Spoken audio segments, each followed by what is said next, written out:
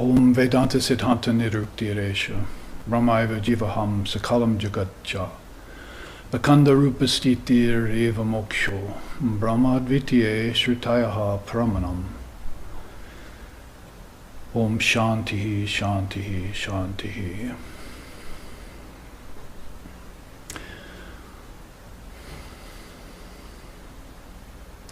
It is the apt and final conclusion of Vedanta that all this is Brahman. Time, space, living beings, and the world. Living in constant recognition of this fact is what is called enlightenment. Brahman is pure and perfect, and one without a second. And the revealed scriptures of India are the sure and certain proof of this fact. Om peace, peace, peace.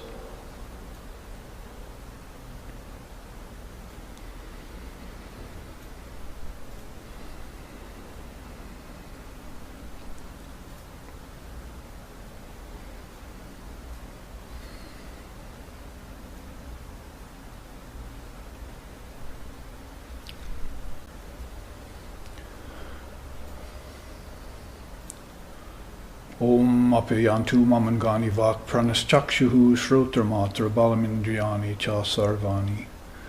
Sarvam brahma upanishadam mahabrahma nirakuram mama brahma. Nirakaroda nirakara namastva nirakaranam meastu. Taratmani nirateya upanishatsu dharmaste. Mai shantu te mai shantu.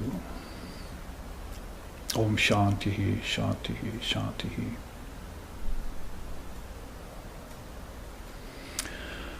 May our bodies experience perfect health.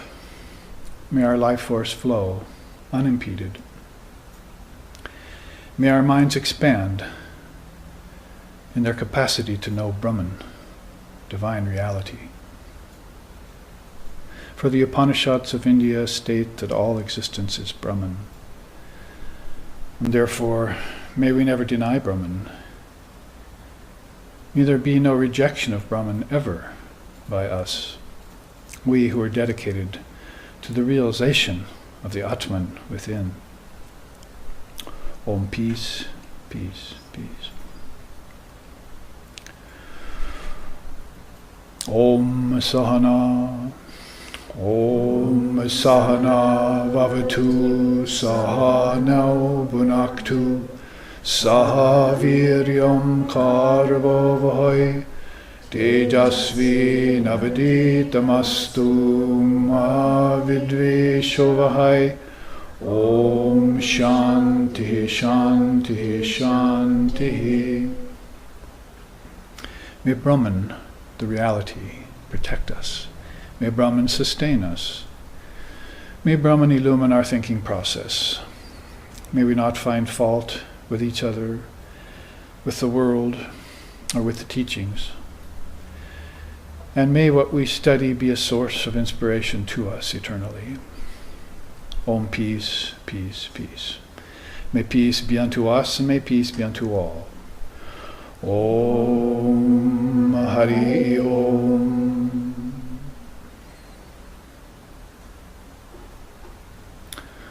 Salutations to everyone, to all beings, and to our live streaming audience looking in from Europe and India and other places where my students live a dharmic lifestyle. And this is the fourth of originally intended 5 classes. That one of them had to be cancelled. So we are doing this subject called Negligence of Brahman, which is this chart which we showed at the beginning of every class of the 4, and also Shankara's Doorways to Yoga. So the idea here is that we live a conscious life. That's what's known as a dharmic life. Dharma is a very difficult word to translate into English from Sanskrit, but people have suggested maybe it means righteousness. Well, that's okay, righteous living, or living free of nonviolence, trying not to harm others. Trying not to harm anything has always been one of the great laws of India. There are sects in India that even won't kill an insect, or cover their mouths so they won't kill microbes and germs and so forth. They're so specific about nonviolence. And then on up the scale to Buddhism and Vedanta, Hinduism and so forth, that are very careful with their acts. Not this kind of acts, but their actions, but probably with both, so that you don't commit any kind of violence. In fact, opposite, try and help everyone live divine life of harmony and peace, beauty, and maybe learn the lesson that India teaches about non-duality. When you say a word like Brahman, which I just chanted several times, you must have mentioned Brahman 4 or 5 times in those 2 ancient chants I just recited, which go back 5,000 years prior to Jesus. So the Indians were thinking, the Hindus, they were called Hindus because they were living along the Indus River, and so later, of course, the English began to call them Hindus and so forth, but that Indus River was a very sacred river. They always considered Indus like rivers like Indus and Ganges and Saraswati, the famous river that's now gone underground, to be waterways that were flows of divine energy, because originally the Ganges came out of the ethers and fell on Lord Shiva's head. And so Lord Shiva heard that the river Ganges was going to descend to earth, and he knew that it was too pure. The earth wasn't pure to receive it. So he knew that earth would be destroyed if the Ganges hit earth. So he ran to the place where the Ganges was about to hit in India and stood under it and received the waters on his heads. So his locks then are always white, you see, with the foam of the Ganges. There are songs about Shiva, whose locks, his hair, is always white with the foam of the Ganges. And he smears white ash on him and gives up all the worlds and lives in a cave. He's a recluse and destroys everything at the end of time. You know, everything goes back to a seed state. Actually, I just gave myself a good segue, so I won't get too far afield in the teachings of Itihasa, or what's called the stories of India, because there are many millions of them. But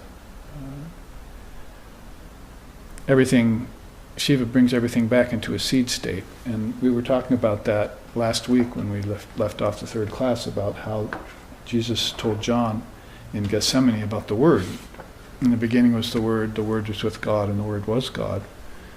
And John didn't, of course, understand that. Who would at that time, when you had Judaism falling from its original high perch of religion, and you had the Romans coming with their violence, and there were these poor fishermen and tax collectors and people that Jesus had for his disciples. So they weren't very trained in deep philosophy, and their religion was failing them. Much like today with us, religion is failing us.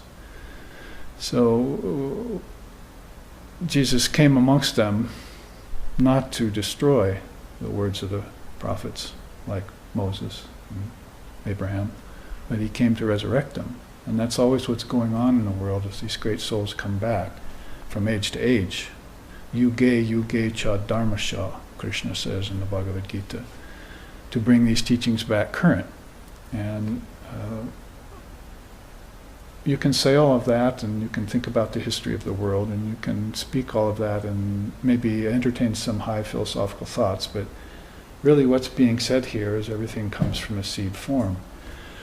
If they're coming back to resurrect the words of the prophets, if they're coming back to bring the teachings back to people, or bring people out of ignorance into enlightenment, then enlightenment must be an eternal thing.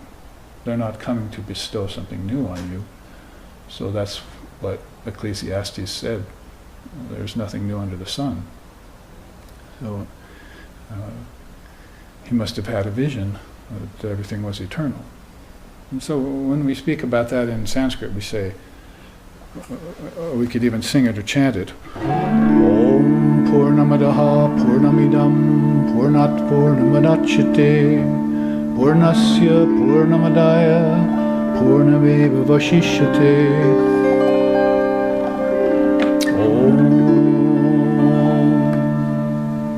So the simple chant is called a peace chant. There are 7 of them in the scriptures of India. So Purnamadaha Purnamidam Purnat Purnamadachyate Purnasya Purnamadaya Purnameva Vashishyate.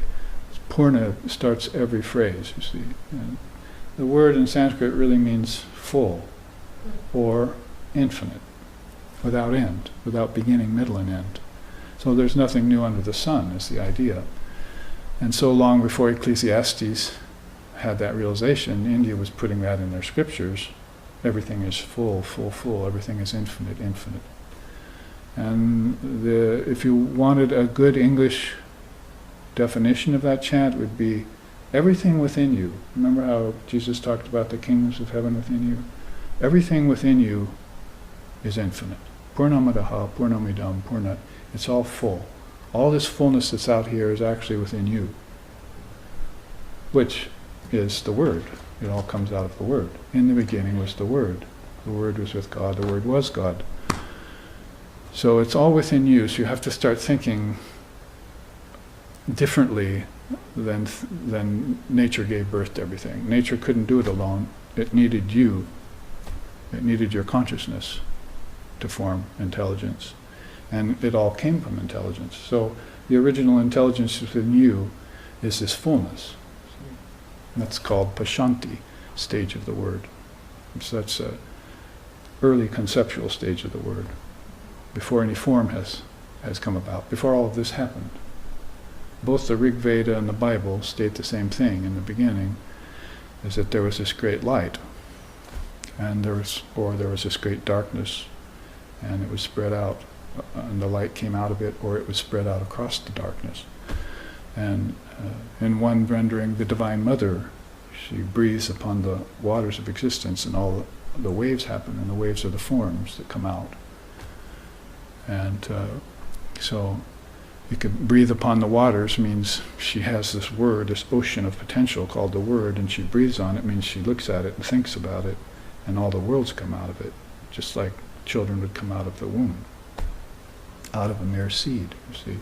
That's a miracle, that children can come out of a mere seed in the womb of the mother.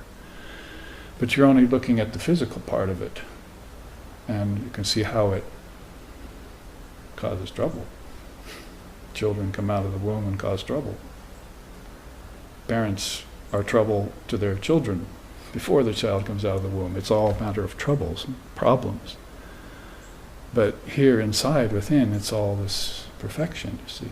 Why does everything that's so perfect inside turn out so horrible outside, you might say, if you wanted to ask a philosophical question? Nature with its forces, see, that are causing, right now, millions of deaths where I grew up, just 50 miles from where I grew up. Millions of things are dying in forest fires on the Columbia River Gorge. And people are coughing with the smoke from forest fires nearby and so forth. That's nature's forces, you see. Things being born and things passing away from into form and out of form constantly. But inside it, nothing happens, you see. You're the same being. You've been born and you've died many times and you've witnessed it. Oh, I'm being born again. Oh, I'm dying now. Oh, here I am again, I'm back. You see. He's back. So consciousness is the beautiful thing there. Consciousness is the witness of all phenomena. That's a saying in my tradition. Consciousness is the witness of all phenomena. But it doesn't mean just the consciousness of your mind and your brain, because that is witnessing from the outside, but it hasn't made the connection to the inside yet. When Jesus said, in the beginning was the Word, he wanted you to go back to the beginning of time and think about the first soul. Think about the original soul, the primeval soul, the Purusha, they called it in my tradition. The divine couple, Shiva and Shakti, Purusha and Prakriti. They have different names for it.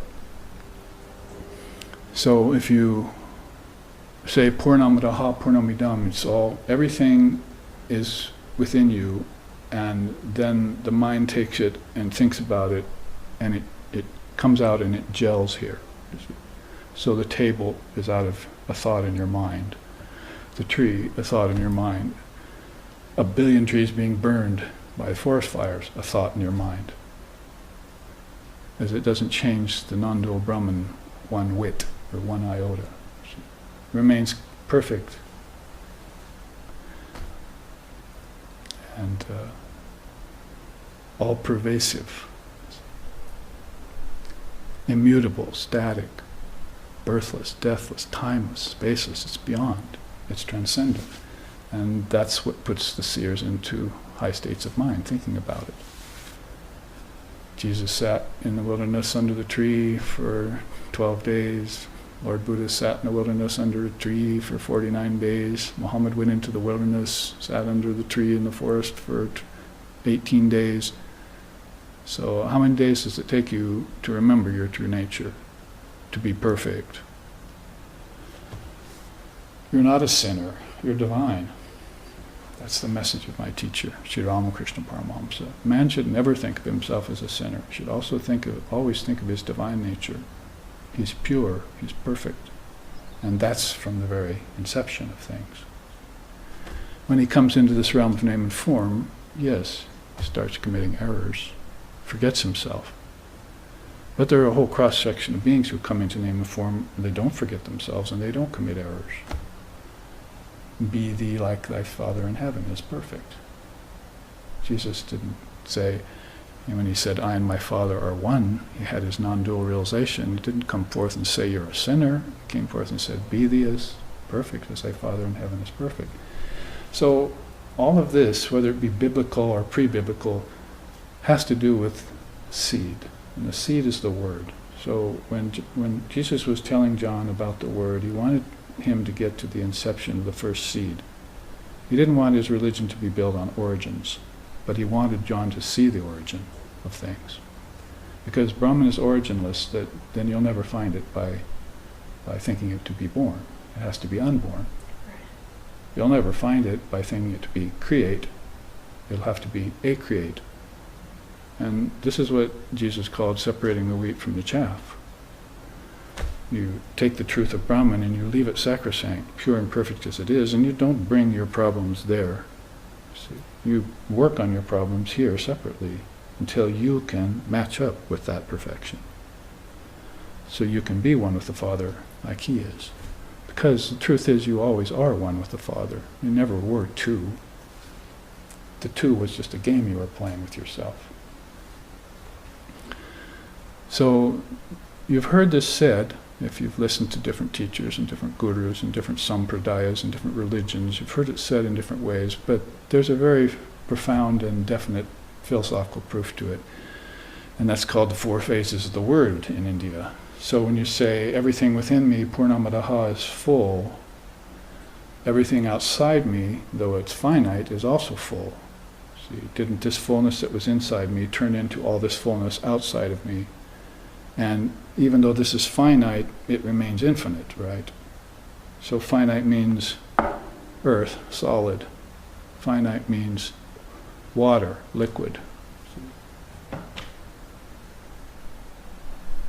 Finite means air and touch. Finite means ether and hearing. See, in the beginning was the word. You'd have to have ether to hear that word. You see. So the vibrations could pass across space, and hit your eardrums, and you could hear words. And then you have intelligence inside of you that's saying, oh, I think I understand those words. Or maybe not. I have to think deeper on them. So all of this is the outer manifestation of an inner truth that's full. Since the inner truth is full, the outer truth is full. So all that is within me, being infinite, is full. Everything external outside of me, though finite, is also full. From the infinite within me, the finite has come.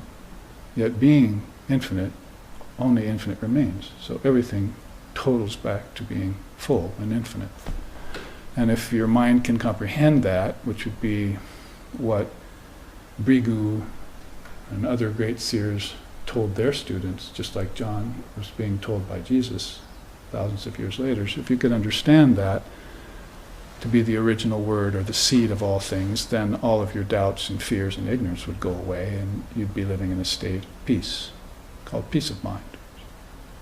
You wouldn't have any more worries or fears. You wouldn't spend your time brooding. Your sufferings would be tempered or attenuated to almost nothing. You can sit like this for hours in contentment, you see, and talk with your friends about God, the beauty of divine reality. That's lost nowadays mostly.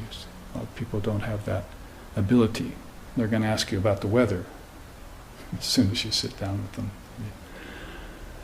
Very seldom you sit down with someone and says, well, how's your spiritual vision today? See? What are you thinking inside?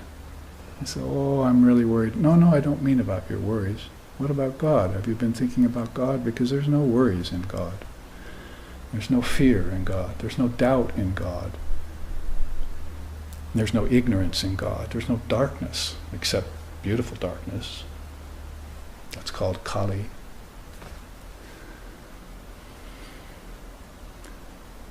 So, if you wanted to take the word to task, like John did later on, he was supposed to have been sitting in a cave long after Jesus had passed from the body, sitting in a cave thinking about the Word. Well, Jesus did tell me in the beginning was the Word was with God, and the Word was God.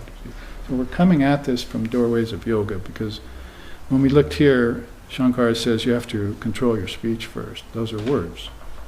So you control your speech. See, that's the first doorway to yoga.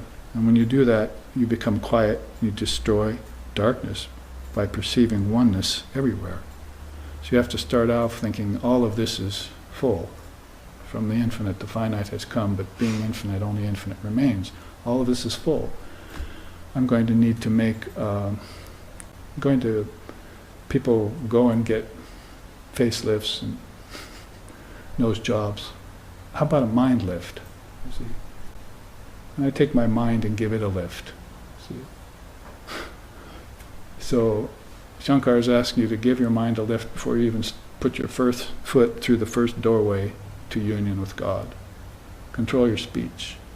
Control your speech means you can practice silence, because Jesus obviously wasn't talking to himself when he walked through the forest. Buddha wasn't talking to himself when he sat under the Bo tree for 49 days. They were practicing mauna. That mountain you can see out our window there is called Mauna Kea. You see, Mauna in Hawaii means mountain. In Sanskrit it means silence, like a mountain of silence. See? Same word, same spelling. Same. Probably Hawaii is a manifestation of beings that came from that part of the world, India, over time, migrated. Because a lot of the Hawaiian words are very much Sanskrit-like. So you practice mauna. Control of speech could also mean, how about I spend a day and not say one word that isn't about God? I learn a little bit about Dharma, and I spend my time with people who don't say one word that isn't about God, or teachings about God, or meditation on God. Can I just take one of the days of my life? How many are there? Thousands? I just take one day of my life and just speak about nothing but God on that particular day. And then you'd be practicing control of speech. Otherwise, thousands of things get said. Some of them hurtful, some of them lies, some of them half-truths, veiled truths, you see. Some of them flattery.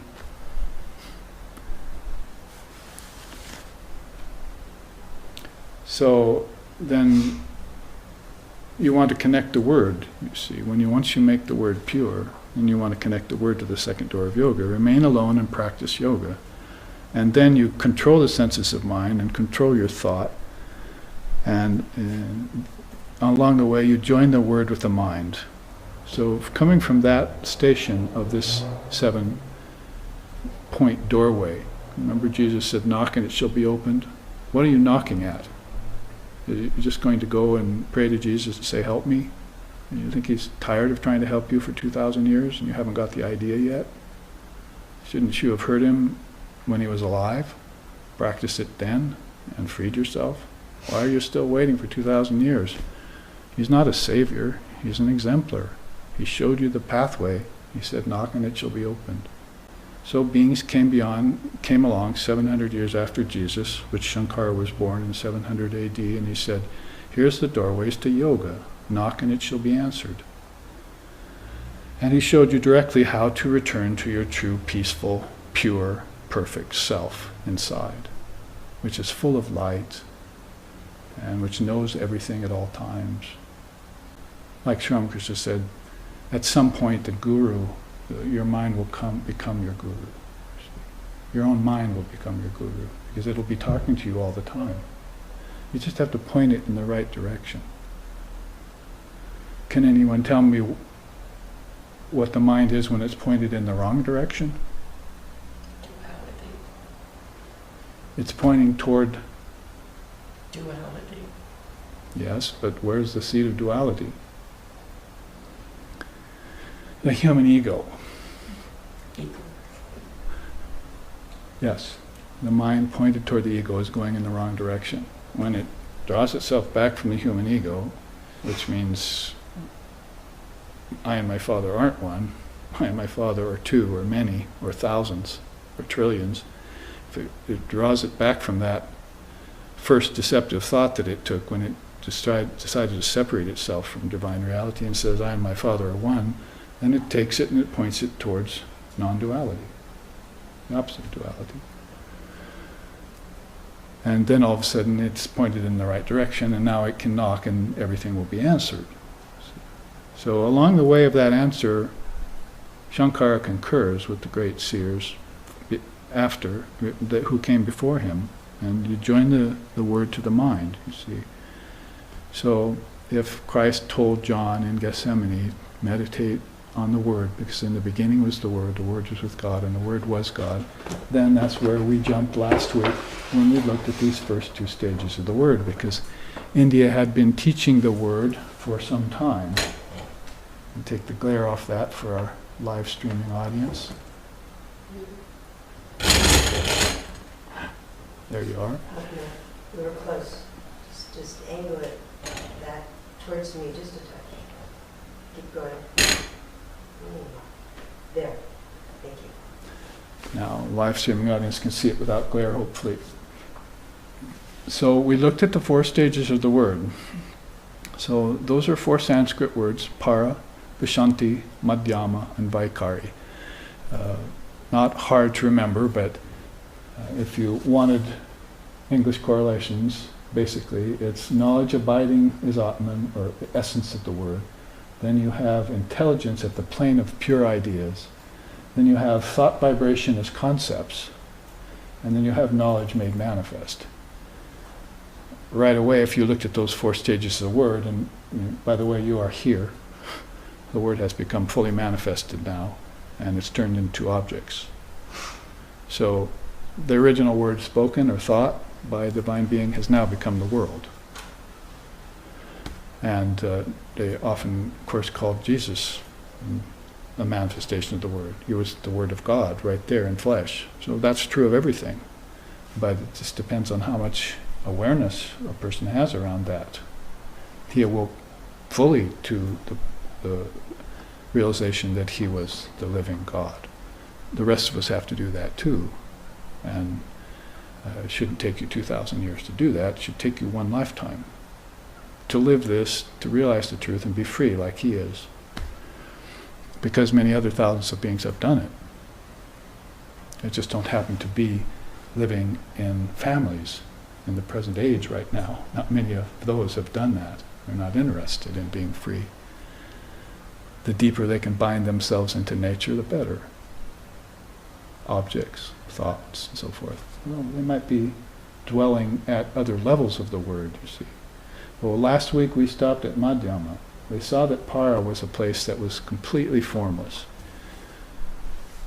where the word is marvelously transcendent of everything, pure and perfect in its own natural essence of Shabda. That's the word. Shabda means, Shabda Brahman means God is sound. So in India they've always known that God is sound. Because if you take the 5 senses, basically you've got smelling, tasting, seeing, feeling, and hearing, in that order. You have to put them in that order, you see. The growth of sense is smelling, because it goes with earth. That's the first element. So the first sense goes with the first element. See, the second, and this is important to know because you need to know how things originated, how they came out of one another. So out of the idea in the word, out of the idea of smelling came the earth with all its fragrances, you see. Out of the idea of tasting, then came water, because you need water to taste, you see. Water gives its the flavor juices to everything.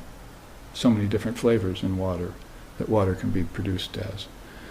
So you connect those two together, you see. Then you connect fire to seeing, of course. That's a kind of no-brainer, as they say. Without the sun in the sky, we wouldn't be seeing much of anything on this lowly planet. So you must connect those two together. And then you have I'm doing this in order of gross to subtle now, and then you have air with feeling or touch. See, there are subtle components of all these in your dream tonight too. And that's the second matra of the word. We're just talking about A right now, the A of Om, A-U-M. That's how you spell the word philosophically correctly. You see, not O-M.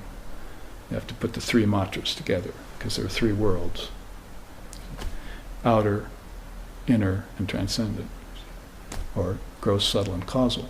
So you're talking about the outer components of the word and how it's put together right now, and how the word became earth, how it became water, how it became fire, and how it became air.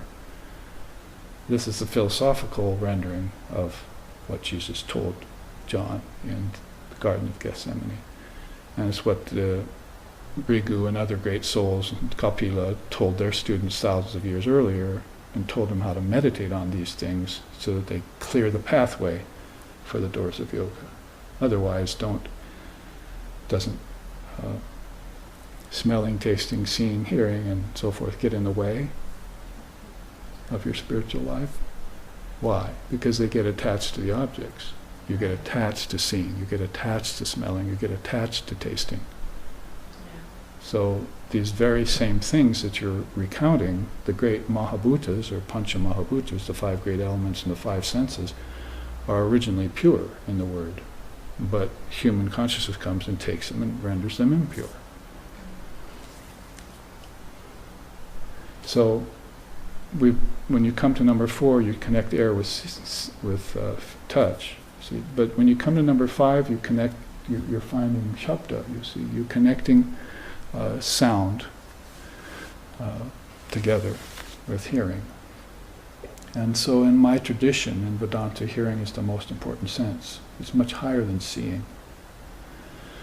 It doesn't always work for people on the stages of their evolution, but basically, if you hear the truth shall set you free. See? Hear it, know it, and it'll set you free. You can do that with your eyes closed. So hearing is much more important than seeing. If you hear the truth, you get set immediately, and these eyes close, and this eye opens. And they call that looking inside. See, in this day and age, everyone has lost the ability to look inside themselves.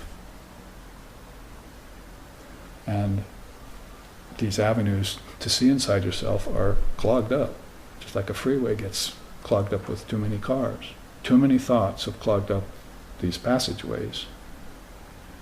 Even to basic seeing, madhyama, you see, from Vaikari. What to speak of madhyama to doors of yoga, you see, where you're living in a state where you're seeing, hearing, tasting, touching, and feeling the truth inside of you. Whether you're in a waking state dreaming state or deep sleep state, it's all one contiguous, homogeneous reality. See? Unending, infinite. Everything inside of you is full, everything outside of you is full, and you're living in this state, and you're walking around with this, you see. You could, like some poor fools I know, you could be walking around with this knowledge, and nobody's interested. And so you have to keep it quiet, you see. But what good will it do for a man to gain a great light and hide it under a bushel? Jesus said. Shouldn't you bring this out and show it to everyone? Yeah, well, if you do, they'll crucify you, they'll revile you, they'll murder you, they'll poison you as they did to these great souls. Huh? Or ignore you. Or ignore you. So, bringing these truths out is got a different problem in this day and age, though. It's basically people's apathy. If you say, well, there are 4 stages to the word, and I can show you how everything came out of a seed, they'll say, I'm not interested, really. I have other things to do. So there has to be this original enthusiasm, utsaha, Sanskrit. You have to be very enthused to hear this. Really? You know how I can get free? And so disciples that apprentice great gurus or acharyas, in their sincerity and in their intensity, are wanting to find their way to the truth in that given lifetime. And they don't want to take any wooden nickels or go through any charades or have any masquerades or any coverings. Somebody wrote me just today saying, asking about the difference between Brahman and Atman and how these originally pure things can get covered. And I said, well, that's particularly the point, that you have to accept the doctrine of Vivarta if you're a Vedantist, that everything is a false superimposition. You have to entertain that idea, that everything is a covering over something else. And there can be covering over your eyes, pulling the wool over your eyes. It's more of a mental thing, isn't it? You can actually take some wool and drop it there. Sri Ramakrishna used to say that to his disciples. We're sitting there and he said, now you see me, now you don't. He said, the reason why people aren't free is that simple. They're accepting masquerades. They're accepting false coverings for the reality. That's the first evolute of Maya. Evolute of Maya. See, it's accepting the apparent self for the real self. Accept the body to be real. Immediately the real soul takes a back seat and goes away for lifetimes and doesn't show itself for a while, you see. And you get a habit of lifetimes of living as if the body were real and with the mind pointed in the direction of the ego. And what do you expect that will lead to suffering? Rounds of birth and death. Kala chakra, or samsara, as Buddha called them. What do you expect that that's not going to be the case? And by the time you try and want to get free, you've got all these karmas in the way. All these difficult false superimpositions that you've made real by your own false thinking have thickened. And you can't get free. You can't break down the barriers to these doors of yoga and walk like a apostle of God straight through them in one fell swoop, like going through 7 chakras. So,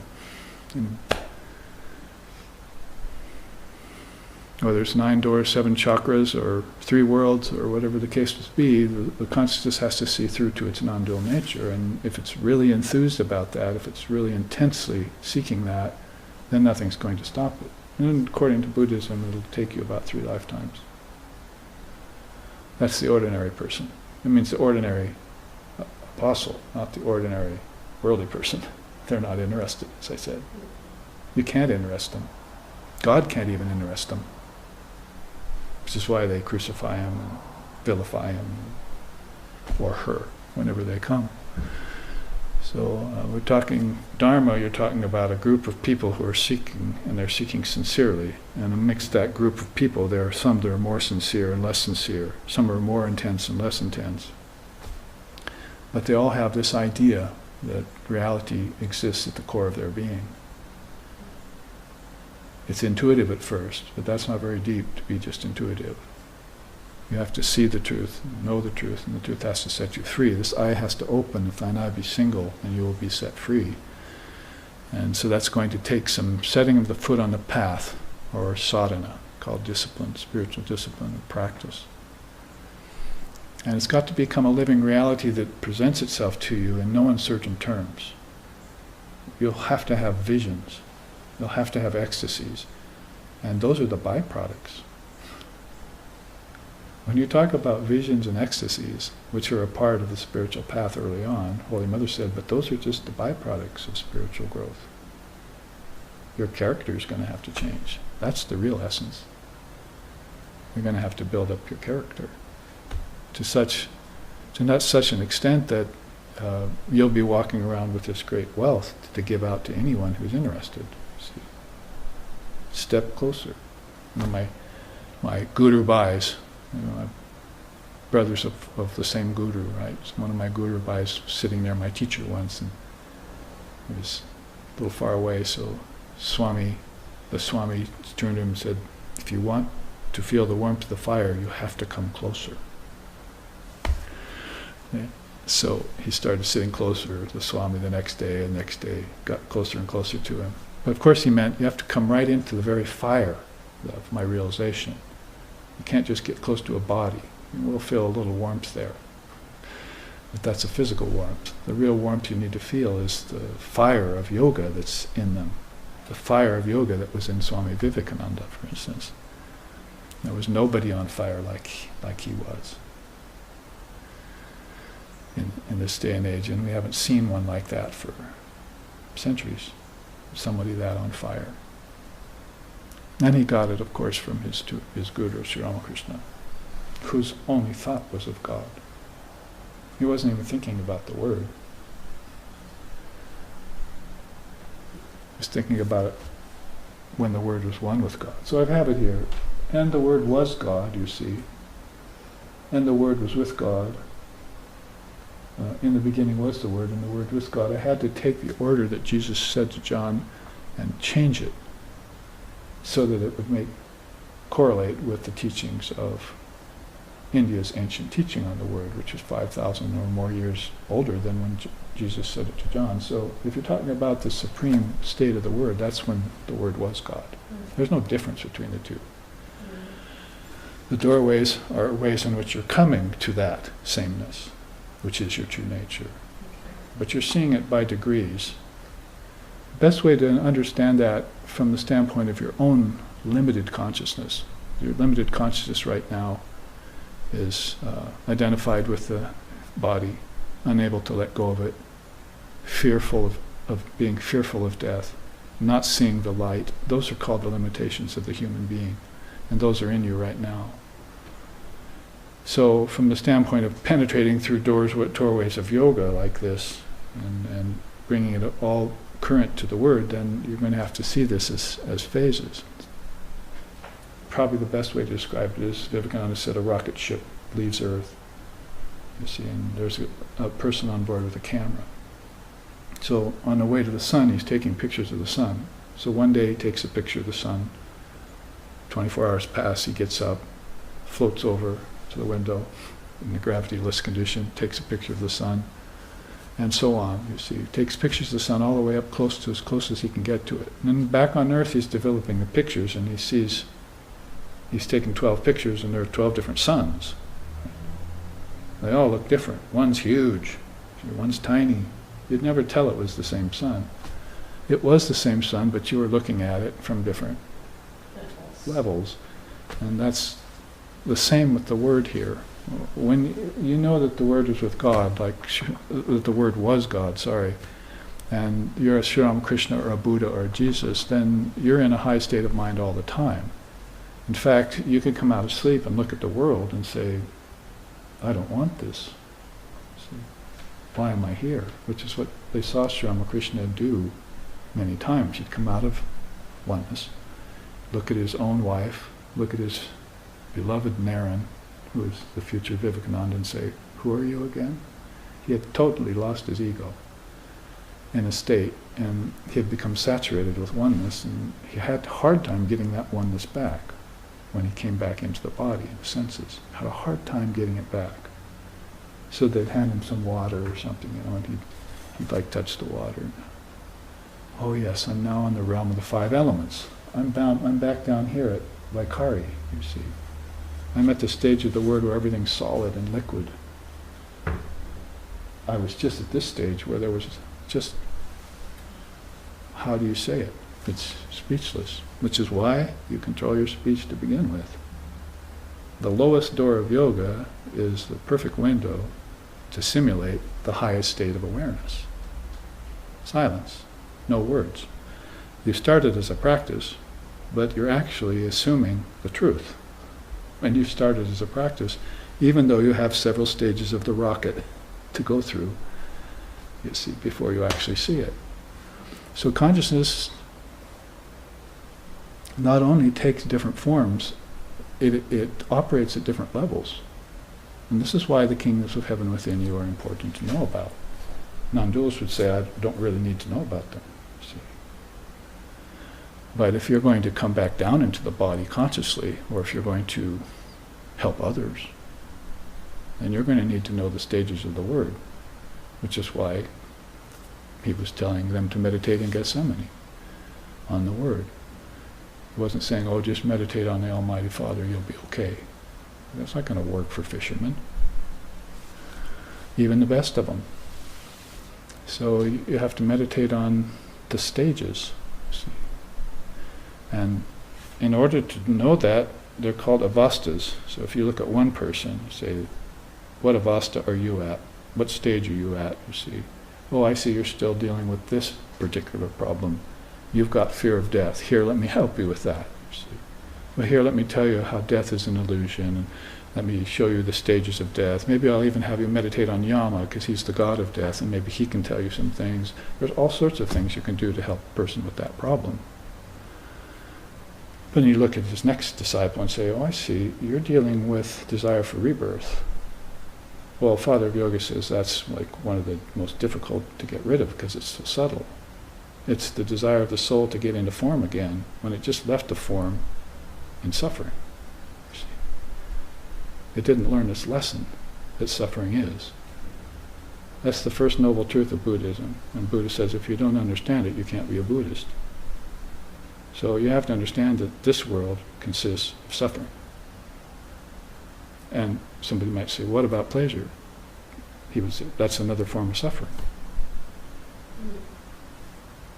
Haven't you understood yet that pleasure leads to suffering and the suffering leads back to pleasure? Pleasure and pain are twins. They're two sides of the same coin, and you're never going to get rid of them until you just give up the coin. That's good. Yeah. It's good on that level. It's also good on money. Give up money. So your mental attachment, you see, your avasta, the stage you're in, you're working at different levels with people. You're going to have to know these levels to be able to come down and explain this to them. That's knowing the Dharma. It's not knowing a bunch of literary knowledge, or you see some secular knowledge, or the profane.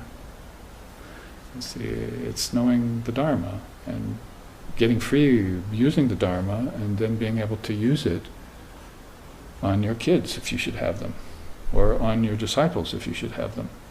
In whatever family you get into, you should be able to use the Vedantic wisdom in such a way as to defeat all the problems of life. Which is really just showing the person their original perfection. So you can't walk up to them and say, did you know you're pure and perfect? And they're going to say, no, unless they're an egomaniac. Well, yes, I am. I'm pure and perfect. They can pretend all they want, but most people are going to say, no, I know I have perfections. You see, like I can't see very well. I have to have glasses. You see.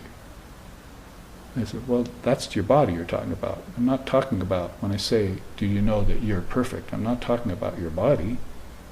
Of course the body's full of imperfections. How about death? The minute you're born, you're rushing towards death. There's no way out of that. Every embodied being has to die, including the great souls. So Vivekananda said, the minute you're born, you're rushing towards death. So that's an imperfection that's inherent in your body. So when I say, walk up to you and say, did you know that you're pure and perfect? And you say, no, I can't see well. That's not what I'm talking about, see. I'm talking about the word, brother. And it's not just the word love, as in one song, or it's not just the word the way our brothers would use it, you see. But it's the word the way Indian philosophy has rendered it, in the way Jesus spoke it to John and to the other disciples in Gethsemane. It has stages. And everything you're looking at then is the word.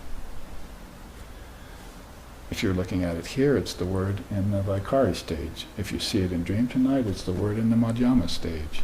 If you see it at a causal level, it's the word at the Pashanti stage. And if you don't see it at all, it's disappeared, then you're it. You are the word, like Jesus was, you see. Those are stages, and you have to be clear on them. And they have to be yours, your stages, not just slough them off to someone else's responsibility. You are that. That thou art. Do you recognize the saying, that thou art? It's become very popular, but it's one of the 4 great sayings of India. Tat Tvamasi in the original Sanskrit. That thou art. You're that reality. But you're seeing that reality, you have to know that that reality is appearing to you at different stages according to your level of understanding or intelligence or consciousness. And you also have to understand that you can be a perfect soul and have the highest consciousness, but you can still see lower things. It's not like you're always living in some floating in air, defying gravity. Jesus, Ramakrishna, and Buddha had to walk on feet, on earth, on the Word, on the solid part of the Word. And it didn't hamper them any. That's the difference between us and them. It didn't hamper them to be in the body. It's hampering us. They weren't attached to it. They gave it up. But we're not. We're fearful of it.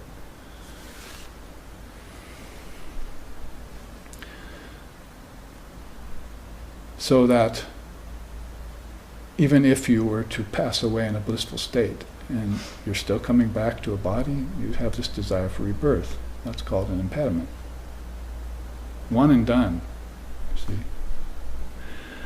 One and done would be good. If just if you saw Maya and gave it one punch, and it went to its knees and went unconscious, and you were free just like that. See? But most people are going to have to develop some sort of strategy to come at Maya with a bunch of different methods, see, in order to defeat it.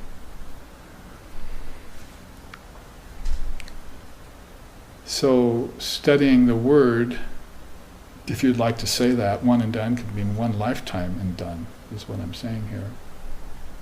How about just one lifetime and I'm over it? There's a word for that, videha mukti, in Sanskrit. The videha muktas are exceptional souls because they just come once, as if to remind themselves of everything that's here, and they don't come back again. There's a cross-section of beings and a word in India assigned for that segment of souls. We know about those kinds of souls. India knows about them, you see. So what about them? Some questions come up. Well, they don't have any compassion because they're not coming back again. So there's the Videha Mukti and there's the Jivan Mukta, you see. So one of them's not coming back again, sees what's here, gives it up. The other's seeing what's here, is remaining free, but comes back again to help us. So I think I like this person better, see. But when you begin to reason about it philosophically, you say, this person's coming back is rather foolish. Because you can't help people. It's impossible. They're already God. So you're trying to help them realize that they're God.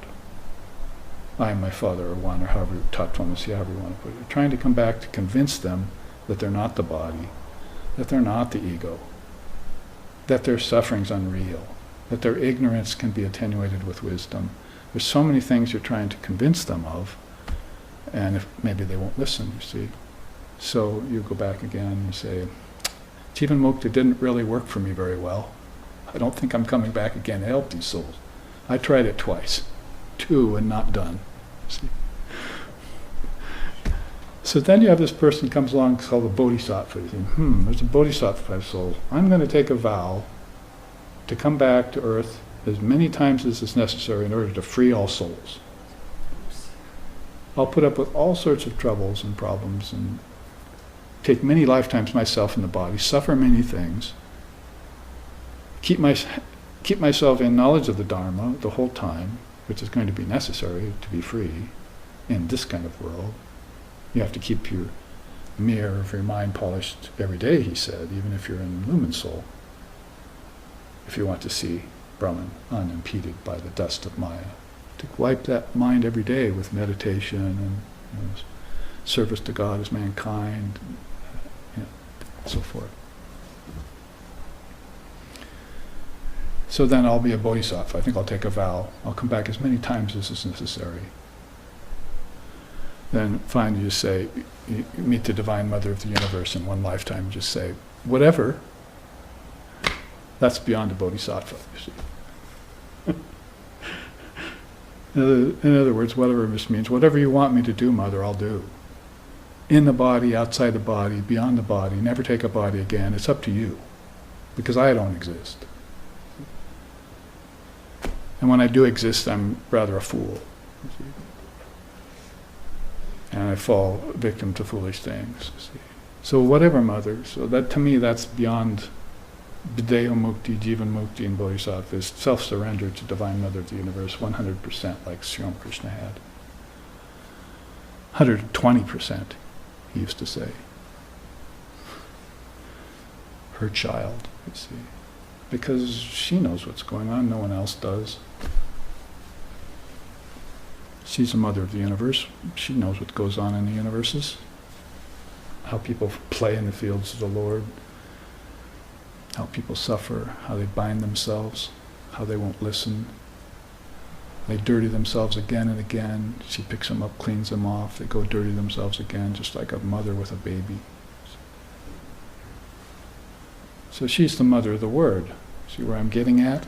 Vani Saraswati Vagdevi Bhagavati Parvati Mampahi Vinapani Hamsavahini Vedanta Rupini Alayamam Mani Saraswati Vagdevi Bhagavati Parvati Mampahi.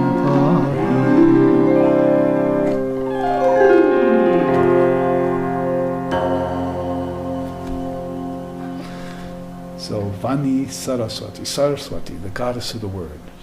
It's her word. She has Lord Brahma speak it at the beginning of time. And from that one word vibration, everything comes forth. All the worlds in space and time burgeon. From the highest down to the lowest. There are worlds here that we're seeing, that we're not seeing, that we don't know about. So science is looking up in the sky and seeing worlds. But those worlds are all like this world. It's all physical.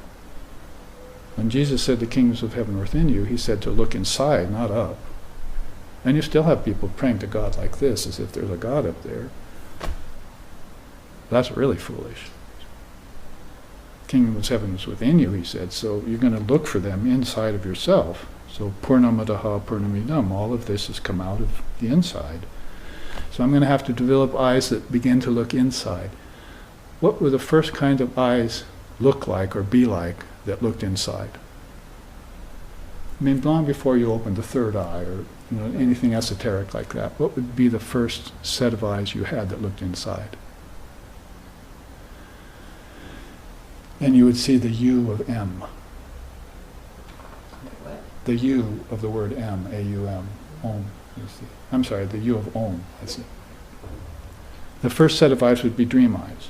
See. So when you close your eyes, outer eyes, don't you see and sleep tonight? You have a set of inner eyes too. So that's your first clue that there are worlds inside of you, you see. And you hear things inside your dream tonight. You taste food in dream tonight. You fly in the air as a bird in dreams tonight. Whatever it is that you do in dreams tonight, you're using subtle senses. There are 5 of them. Just like out here, there are 5 gross senses. So turn those off, sleep, and you're in the kingdoms of heaven within you. It's that simple. Now try and make your senses finer, you see. Because out here, you try and make your senses finer, don't you? Try and see better, try and hear better. So you're going to have to do the same thing. You're going to have to purify your outer senses here, but inside you're going to have to purify your inner senses, because they're mirroring the outside, the imperfections of the outside. So you came down the Word as a person. You became the Word. You took the senses that belong to the Word. You experienced things on earth through those senses. They became imperfect or impeded. And whether it be seeing and hearing wrongly or something going wrong with your eyes and your ears physically, whatever the case, they began to take on heavy weights, you see. And so you begin to have to let go of them. So when you pass away from the body, your mouth goes dry. So the teacher says, let go of water. The body's trying to let go of water. Your mouth is dry, you see, that's the sign of that you're attached to water. So let it go. Oh, but I'm so hot, I'm uncomfortable, I'm sweating. Well, let go of fire then, the teacher says. Stop thinking about fire, give it up. And so at the time of death, they coach you through the 5 elements to let them go, because you've built up an attachment to the 5 elements in your life that have caused imperfections in your senses connected to your mind. Now, if your mind was pure all the time, it wouldn't have these defects, so that when you pass from the body, you'd go straight to the kingdoms of heaven. It'd be like, say, a Dalai Lama with 14 past lifetimes. See, he's ran that channel 14 times, the gauntlet inward to the, and he's opened those channels. They're called nadis, by the way, in yoga. These are like nadis that lead you, and so he can come in and out. Sri Aurobindo used to say that. I come up and down the amber stairs of birth and death. I remember that from his writings. When an illumined soul leaves the body and comes back, he comes up and down the amber stairs of birth and death. That's how Sri Aurobindo put that. So a soul that knows his way from the outer to the inner, to the transcendent, back to the inner. It's in 3 stages, but it might as well be in 4. 3 worlds with sets of 5 senses in each one. See, you're manning the tattvas, called principles. Tattvas mean principles, and your consciousness has to take them on and master them.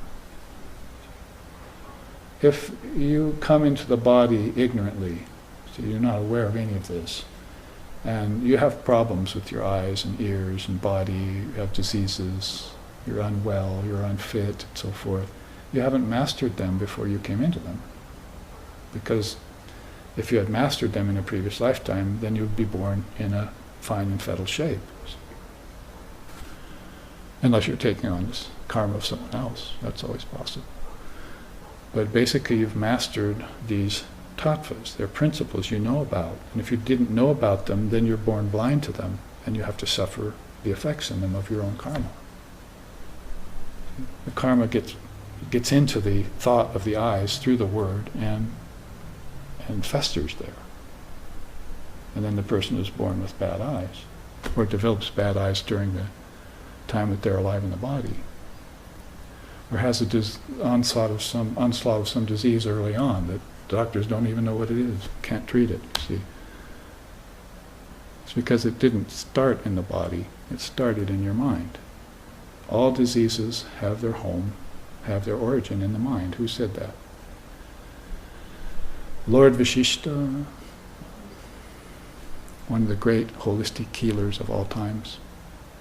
The bookend to Patanjali, who was 140 BC, Vishishta 5000 AD.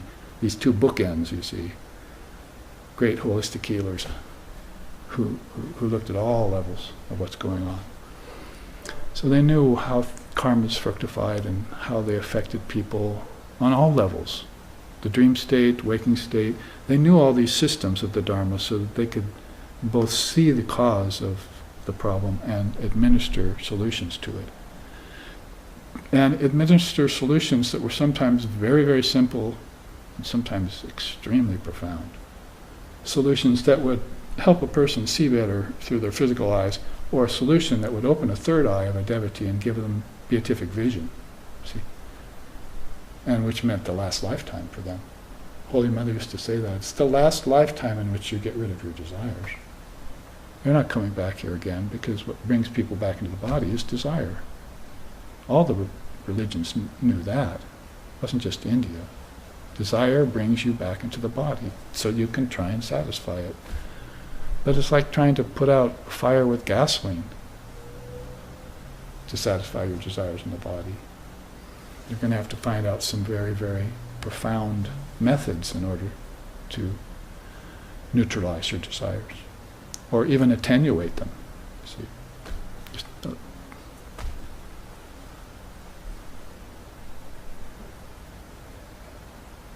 and so in all of that, the word is vibrating simultaneously at 4 different levels. Do I have it here? No one sounds the word voluntarily, nor can anyone prevent it from being sounded. The deity presiding in the hearts of all sounds it spontaneously. The deity presiding in the hearts of all. So God is in your heart. That's the one deity. You can call it Almighty Father, you can call it Brahman, you can call it Jesus, you can call it Buddha, you can call it Allah. It's the one deity that presides in the hearts of all, that's nameless and formless. And you can assign it various names and forms. Good luck with that. You can try and separate it into divisions. Good luck with that. It's not going to go. It's homogeneous, one, eternal, infinite, boundless. That means without boundaries, by the way.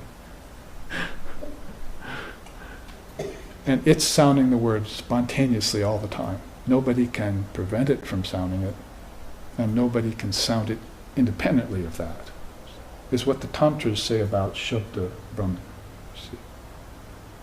Beautiful cross-section of souls who, for so long, watched the word, studied the dynamics of birth, death, and life, and rebirth, and took it all into consideration. You see, Tantra was one of the darshanas of India that never got systematized. You have 6 orthodox, yoga being one of them, Vedanta being another, Samkhya being another. But Tantra, nobody could ever systematize it. This was too vast. It was too old. So nobody could ever bring it into one system and say, "Oh, look, I've systematized the Tantra." If you said that to someone, they'd laugh and walk away. Good luck with that, they'd say. So, I bring it up because Sri Ramakrishna Paramahamsa said once, when I went inside meditation and my mind ascended to these higher levels, at the heart, at the throat, and at the third eye, and all of a sudden I beheld the Word. And I saw that the Word was projecting worlds all the time, and was withdrawing them all the time. But time was not there. So the Word projects and withdraws things in a momentless or timeless place. See, a very high place, probably Vishanti kind of place. So worlds are constantly being projected and withdrawn, projected and withdrawn, and no time is passing. So that's at the seed level of the Word that's happening. We don't see it down here because we're at the Vaikari stage, gross, you see. And when something gets projected and withdrawn, we call it what? Birth and death. But birth and death don't exist in the Word. Or if they do exist, some God has their function and presides over them at a very low level, and other people believe in that, and then they say, "Oh, I'm being born, I'm dying," you see, but it's not the truth of the matter. You're birthless and you're deathless would be the first thing the seers would say to you. If you came at them with words of saying, "Well, I'm going to die soon," they'd laugh. Well, first of all, let's get you over this misconception that death is real. It's an illusion. Let's work on that first, you see. And maybe they might go this route, tell you about the eternity of the Word. In the beginning was the Word was with God, and the Word was God. Does that sound like it's something that got created at some time and then died at some other time and had to be brought back again? That would happen from here on down. But there's a part of the Word, you see, this is the cycle of the three worlds, but there's a part of the Word that's eternal and infinite and ongoing, homogeneous, indivisible. We look for words in English to try and describe what that is. That with a capital T, sometimes they just say Tat. And the only thing that we can say is go somewhere and sit under a tree and have samadhi. See? Well, I want to know about that. Well, go sit under a tree and get nirvana like Buddha did. That's all you could tell the person. See? You're going to have to see it inside yourself. And that's for a very, very anxious, very, very intense, very, very restless, divinely restless person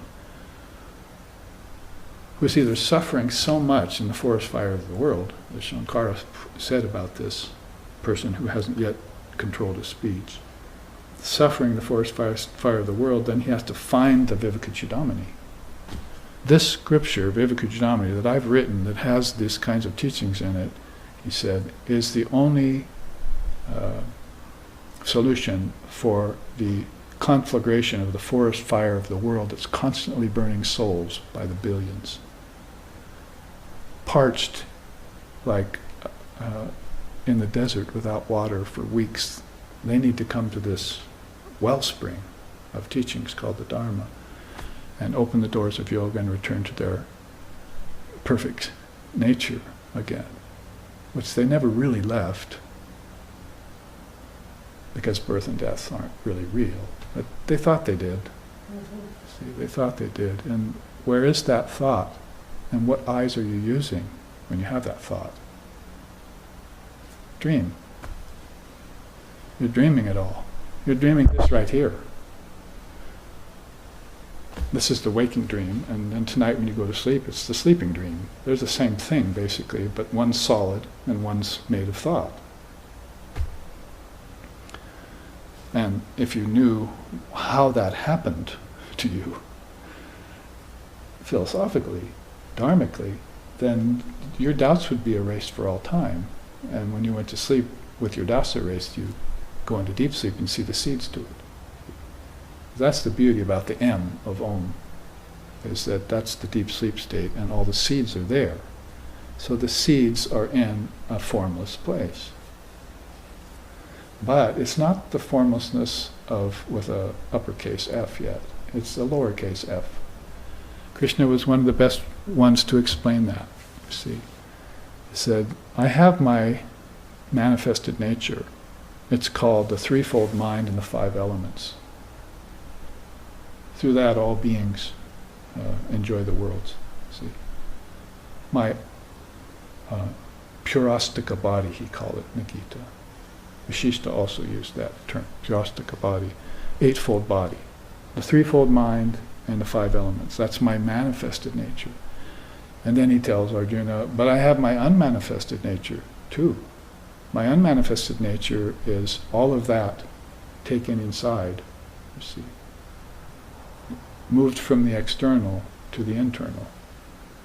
All of Prakriti, he says, unmanifested Prakriti, see, is my unmanifested nature. And so my unmanifested nature is basically seeds. The thought world, the thought earth, the thought United States, the thought human being, all of those are seeds. The thought fire, the thought air, the thought earth, the thought ether, space, the thought of space. These are all seeds that are resting eternally, without birth, life, and death, in the unmanifested state. It's formless. It has no beginning, middle, and end. And I draw from it constantly in cycles. If everything is going away and you don't see anything anymore, and you don't hear anything more, and you don't taste anything more, like in deep sleep tonight, then you're in an unmanifested state. But you come out of that, don't you? And you hear, taste, touch, see, and smell again, and the worlds are active, and the traffic jams are happening, and the forest fires are going on, and it's all coming back. And it's all come right back out of that seed state again, and it's in full force, full flux right before your very physical eyes and five senses. And so in and out it comes, you see. And on the days roll, and the months, and the years, and the lifetimes, and the yugas, and nothing changes. It's changing all the time, but nothing changes. Either it's all the same, or Brahman's all the same, or somehow both. The transcendent never changes too, but it never enters form. All of this changes constantly and never changes in its unchangingness, but it has form. But the subtlest form over here is the seed. And nature is telling us all the time, and we're missing the point, that everything comes out of a seed. Even the human being comes out of a seed. We were saying that. Shukla in Sanskrit. That's what sperm means in Sanskrit. Shukla. It's the seed essence in a man that's created from food. Taking food on the physical level. See. But if you take the food of the Dharma and the seeds of thoughts, and then you begin to have life in the heavens within you. See, when this turns off, whether it be in sleep tonight, you go into dream state, you live here. So you have another body. This body goes away. In fact, sometimes it doesn't breathe for minutes at a time, called deep sleep. And it doesn't lose any brain cells for doing that, like, say, drowning, not getting oxygen. But you're just laying there at night without breathing for minutes at a time. You're not trying to hold your breath. And your body is in a deep sleep state of formlessness, where all the seeds are there. And which ones are you going to water? Which ones are you going to bring back with you? And which ones are you going to say, I'm tired of that seed, I think I'll burn it. You see, so it won't haunt me anymore. Well, souls at a very high level of spiritual attainment burn seeds of rebirth in those deep states. I'm not coming back again. And a person who's ending their life physically in the old body goes to sleep one night, like my mother did, and wakes up and saying, I think I can now leave this body, she said. I told her, leave the body and sleep tonight, Mother. And a few weeks later, she said, I saw how that's possible. Thank you for that, because I saw that I could give up the body tonight, last night in my dream. I saw I could do that. So to me, that's a person seeing the seed, and burning it, so that it won't cause more bodies. So I asked her after that immediately, do you want to come back again to this? She said, no. I said, well, I'd like to believe you, but tell me what's keeping you in the body now, and I'll tell you if I believe you or not. And she said, interest in my children. Interest in what my children are doing, see. So it reminded me of Holy Mother. You know why the mother crab never comes out of its hole in the sand? Because its progeny are down there. Because it's what? Progeny. The little crabs. The crabby little crabs. She'll never come out of her hole in the sand. You see, just poke her head up once in a while, take a ray of sun, disappear back down there. So the desire to have children, the desire to perpetuate your existence is ancestor life. Buddha took us to task about it. If you want free, then you're going to have to transcend the ancestor realm. In order to transcend the ancestor realm, you're going to have to burn the seeds for a rebirth with them. At one part, you're going to have to say, it's been fun, but I'm done with it, I'm over it. I don't really want to have you as my mother again, my brother again, my son again, my enemy again, my friend again. Because I find that that's just causing me karma. And it's been pleasurable, and it's been painful, but I'm over it. This is moksha, mukti, kaivalya. nirvana, samadhi, satori, nirvikalpa, nirvana. This is the freedom, nothing else. And it's formless. It's non-dual. So you can't call yourself a non-dualist if you're still wanting to come back and enjoy life with your ancestors. Because enjoyment brings suffering with it. Enjoyment also builds karma. And enjoyment has been responsible for the problem of going to heaven, being our highest goal here in America. Oh, I want to go to heaven. India got over that a long time ago. We know about the life heavens, but when we went there, it was just the mirror version of the waking state. The king of non-duality said that, Gaudapada. The waking state is a mirror version of the dreaming state, and they connect to each other. You're seeing the same things there. One's just solid and one's subtle, gross and subtle. So, if you still needed to hear it again, 1500 years later after Gaudapada, so Ramana Maharshi appears, and he says, waking and dreaming, waking is dream number 1, dreaming is dream number 2. And he couldn't have said it any simpler. I mean, he knew philosophy, he wrote books.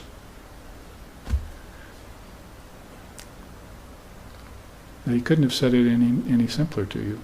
Waking and dreaming, dream number 1, dream number 2. So what about deep sleep?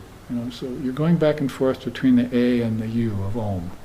You see here, Vaikari and Madhyama, where thoughts get. It's a time for a break, I think, probably, huh? 6 minutes. 6 minutes? All right. So we have time to say that the Madhyama, or intermediary state, is where, and that's where we left off last week. Sorry it took me so long to come around to that. But that's the Dharma. Madhyama is the intermediary thought station where thought vibration appears as concepts. So it's like Dream Tonight, if you hook it up that way. You see. In Dream Tonight, you're thinking things, and that's conceptual life. And those seeds aren't burned, obviously, because you're coming back into waking, and you're going back into dreaming again.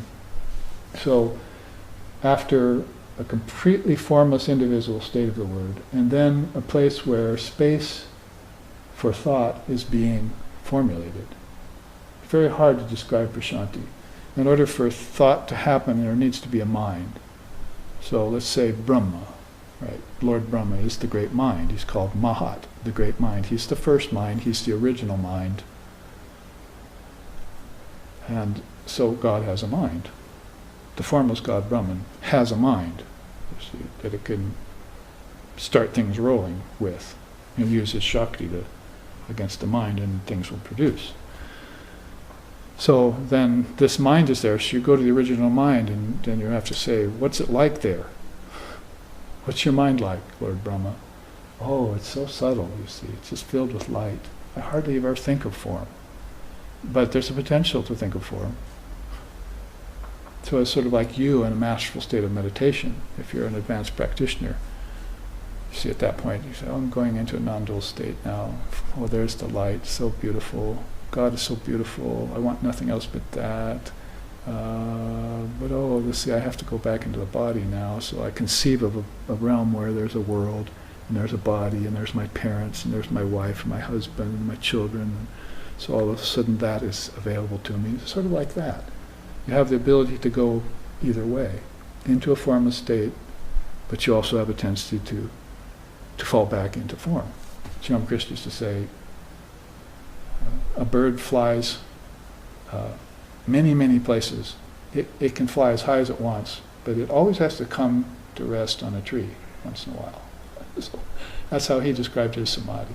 He preferred it, but he would come down and check out the worlds, AUM, gross, subtle, causal, or I should probably say causal, subtle, gross, and take a body or look in on them through the eyes of another soul,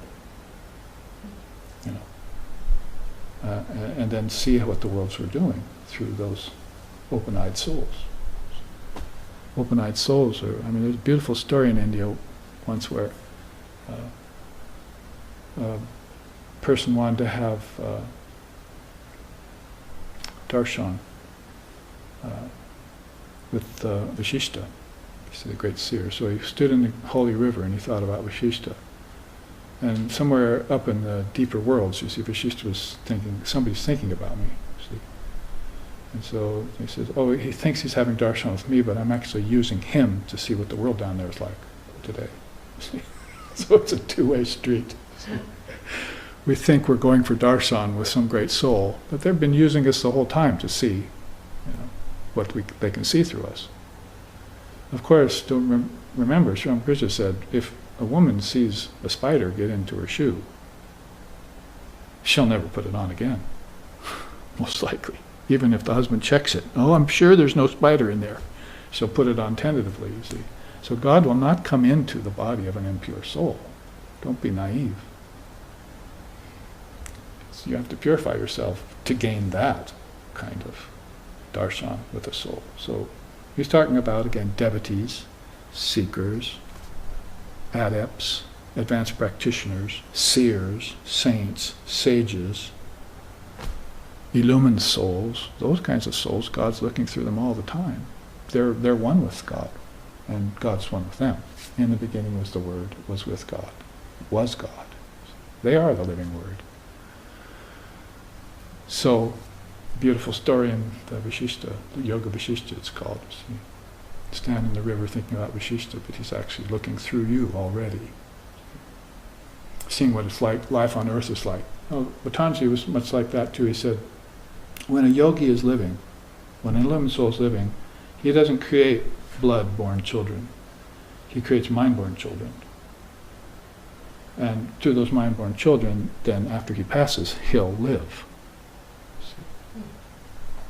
So that's really the reason why I feel Swami Sheshananda, my guru in me, or you would feel your guru in you, or Lex Hickson, the founder of our association, you have profound dreams about him, or why I had a beautiful, beautiful dream vision a couple days ago of Swami Vivekananda, talking with him. It's very rare. It's because these souls, you're their mind-born children. You've qualified yourself to be that. And the qualification is to let go of all this. You have to be more interested in the subtle and the gross. Then you have to be more interested in the causal than the subtle and the gross.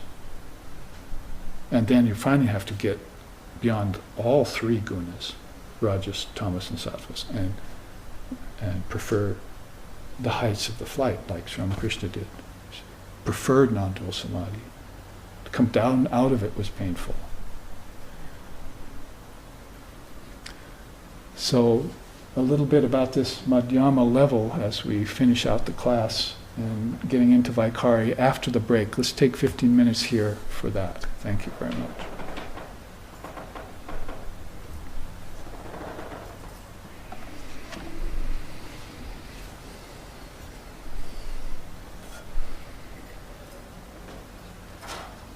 I hear Moshe is visiting you. Yeah, he's not here now. Oh, he's gone. Yeah. Well, So give him for 3 days. give him my regards when you see him, Yeah, or I'll when you talk to hear him. from him. I will. Yeah, he's happy to be here. It was short time.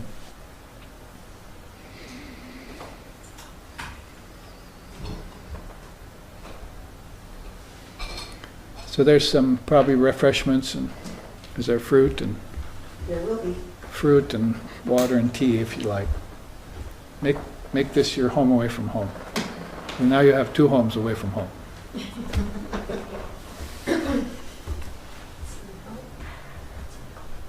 Sure. You're coming to us from what state? Georgia? Oh, Georgia. That's a long way to come. Must have been tired after your flight. Long, yeah.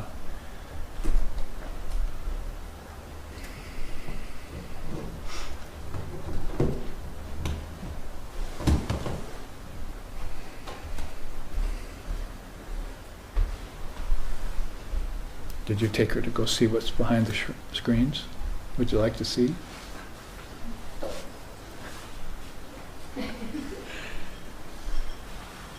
There's Jesus is there, Buddha is there. All our friends are there. Our true friends are there.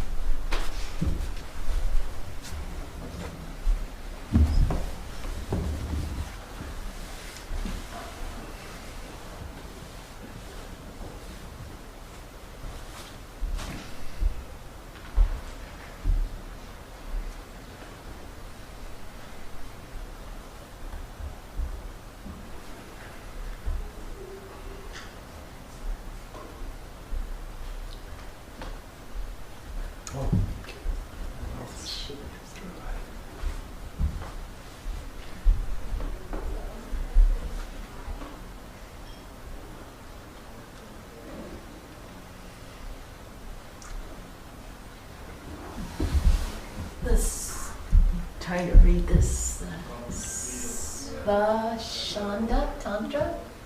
Svachandra, yeah, one of the tantras. 48 or 52 of them, I think.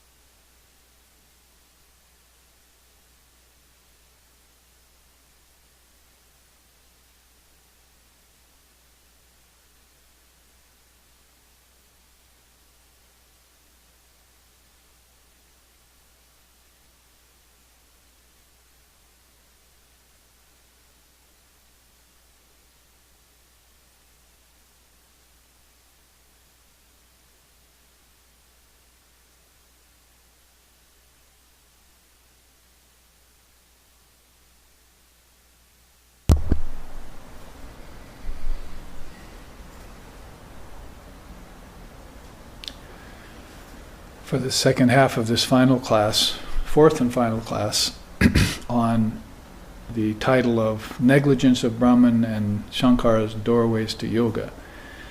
We've been looking at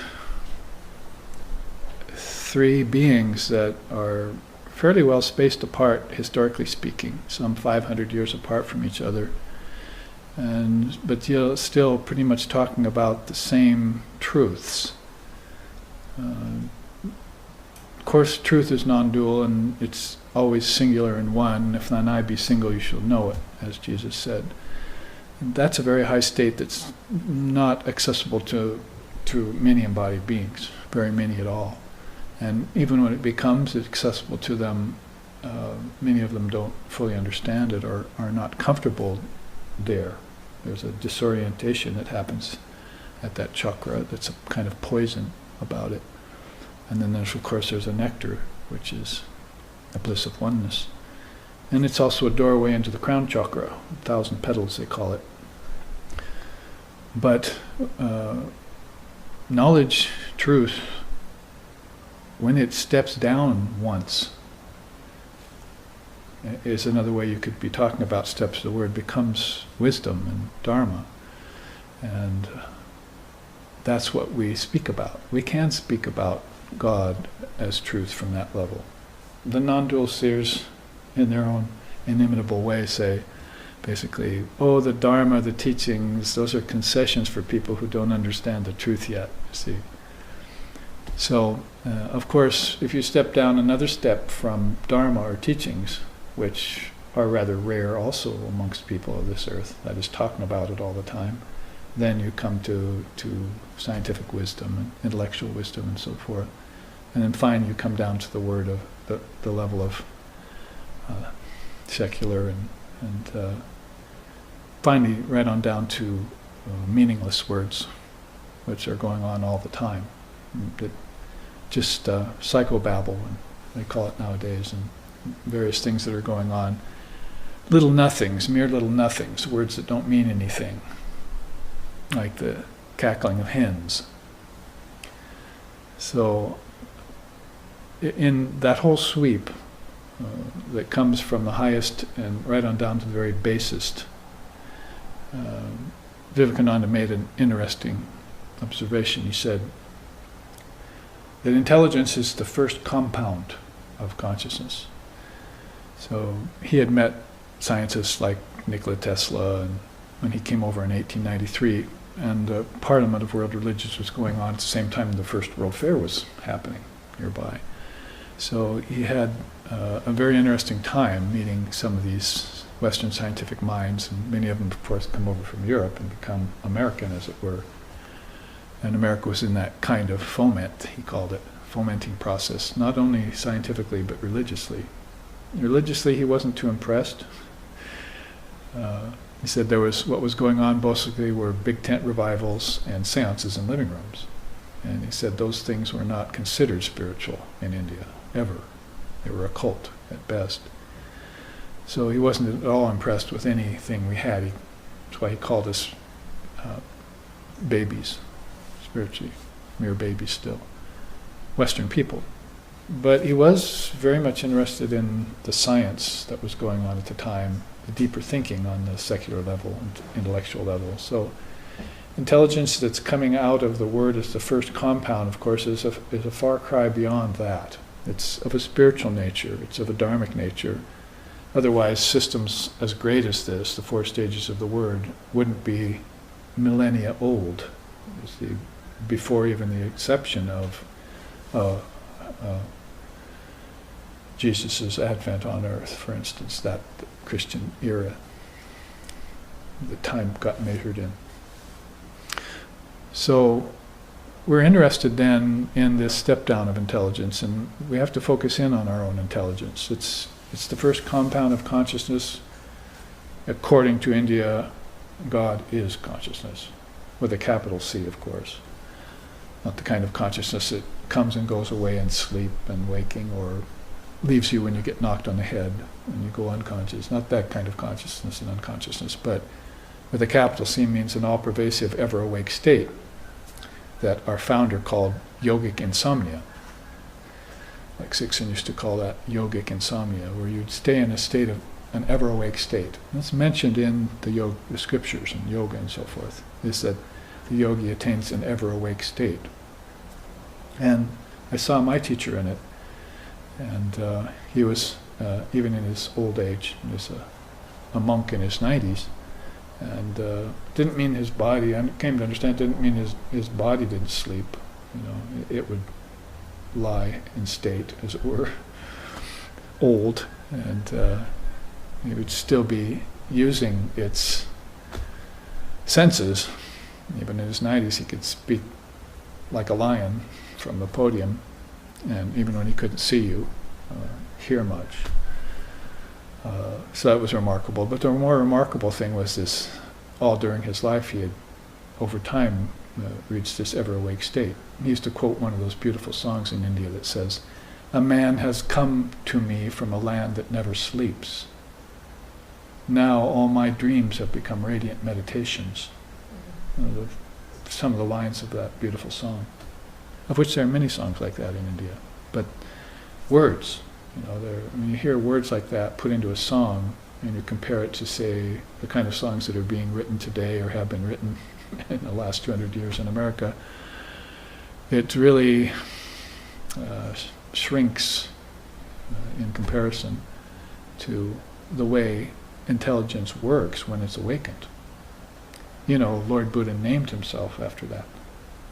His name means awakened intelligence. And he would never call himself anything great.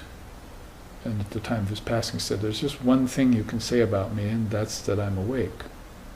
So he liked that idea of awakened, a person awakened to their consciousness. But in Zen and, you know, in other traditions, if you're a Vedantist or a Hindu or Christian even, or you go and you find out that they don't put a lot of emphasis on that, being awake.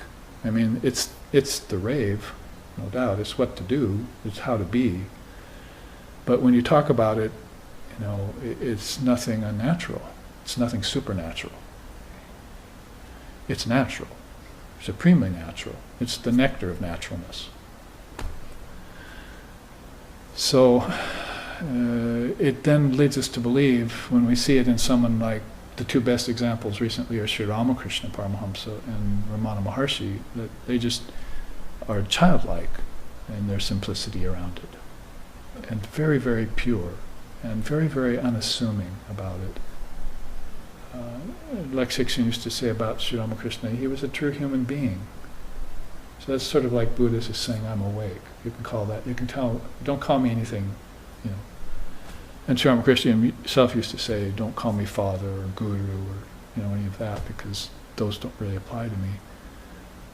So, like I said, okay, I'll call him a natural human being, because this is the way all of us should be, in this state of natural awakeness. And so I think if we have fallen from natural awakeness, and we must admit probably we have, in many ways or in some ways, and some people in all ways. In other words, we are seeking enlightenment, or we are trying to get liberated, or find freedom, or wake up to our true nature, get self-realization, whatever it is people are calling it and saying about it, that we need to examine our intelligence. Just as if you would study a system like this as stages that flow down. I like to call it, you know, step down or filter down, or just sort of dumb down. And say that consciousness got aboard, you see, this ride called life, and it called itself I, you see, and that was I in fullness at that stage. It fell a stage and it called itself undifferentiated unity. You know, so I'm still undifferentiated, I'm still one, and I'm still in union, but I'm starting to consider here what my possibilities are, you see. I have potential in me for power. That's basically what you're saying. I have a power in me to bifurcate first, and after that, then spread myself out. You know, it's interesting that the meaning for the word Brahman which is so important in India, which is our word for Allah, our Almighty Father, divine reality in Sanskrit, really means, in its first syllable, is to expand. So you say, but Brahman can't expand. It's everywhere already, so it's impossible to think that it could expand or want to expand. It doesn't have any desires, so want isn't in it. So how do you approach that philosophically from your level of thinking in the Dharma? You have to look at it the way Vedanta looks at everything. It's a best word in English is apparent or non-actual. It's an apparent expansion. The mind, your mind's consciousness can expand because you've learned things and you've known things. But even if you were to put that argument forward, you'd have to say that you've only learned it because you already knew it before. And that's what this is saying, you see. Everyone has the word in them. It even tells you here in the Tantras, it's the divine being that's at the center of you, sounding all the time. So it's a lambana, if you know the word in Sanskrit. It's a position for meditation. It's an asana you can take, that I am the word. I am vibrating all the time. I am projecting things and withdrawing things, and nothing's happening to me when I do that. No harm is coming to me. No expansion is taking place in me. I'm not growing. Neither am I diminishing. And then all of a sudden you're one with the Father, and with that supremely subtle and difficult to keep in mind Advaitic wisdom that is the hardest thing to keep track of when you're pursuing a spiritual life. The easiest thing to disappear from your mind in the press of troubles or death or winning the lottery, whatever it might be on either end. It's the hardest thing to keep track of is I'm just a non-dual Brahman. I am one and the same. I and my Father are one. That fulfill me. Why should I move away from that thought? Why should I distance myself one iota from that realization?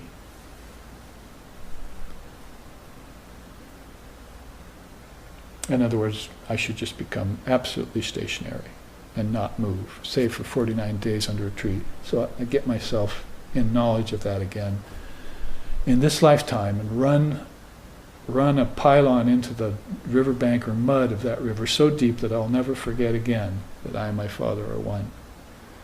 That this self is Brahman, prajnanam Brahman.